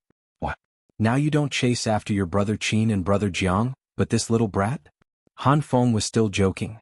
I don't know who said that she doesn't like people of the same age. In her eyes, those high school students are all like children. They're not mature at all. Could it be that this one is very mature? Brother. Han Susu pinched Han Feng and said while pacing, who are you calling a little brat? You haven't seen him fight, he's so handsome. Also, he is different from the people in school, he is very mature. Otherwise, brother Chin wouldn't recognize him as his little brother. Do you think someone who brother Chin likes is bad? He is at the level of a male god. I thought only those Dahan Appas on TV were your male gods. They are not as handsome as him. You will know when you see him fight. Han Susu's heart skipped a beat when she thought of the scene at the school gate today. Han Feng laughed. That's strange. If he is so good at fighting, why does Chin Imo protect his little brother like a doll? When Jianghu heard this, his fingers paused. He was still thinking about something else. But Han Feng turned around and said to him, Zwa, you have always been smarter than us, what do you think? Jianghu first looked at Han Susu's blushing face and then at Han Feng's face. He knew very well that he couldn't say his guess. Especially not to let Han Susu know. Fujio is also a member of the Supreme Alliance. There are only 2 days left before the National League, and the condition of their eyes is very important to them. When Jianghu said this, he didn't believe it himself. But it didn't matter whether he believed it or not. It was fine as long as the Han siblings believed it. But before he left, Jianghu still said, Han Feng, tell Susu to give up. It is obvious that Fujio doesn't like her, and this is not a good match. He doesn't like someone like my sister? Han Feng found it funny. Then what kind of person does he like? Jianghu really wanted to say that the key was not what kind of person the young man liked, but whether Chin Imo would make him like someone. But in the end he held back and put out the cigarette. Anyway, listen to me. Don't let Susu find Fujio, and don't even think about asking Chinamo to ask him out. Han Feng saw that he was serious, so he took it to heart. But it was difficult to stop his sister from finding Fujio. Everyone present today should be able to tell that his sister has already fallen in love with him. It seemed that a man who was too handsome could also be a source of trouble. The darker the night, the heavier the haze. The visibility outside was extremely low. So Chinamo didn't drive very fast. When the domineering Land Rover drove past, it always attracted people's attention. You're tuning in to the Han Li's Wuxia Adventures YouTube channel.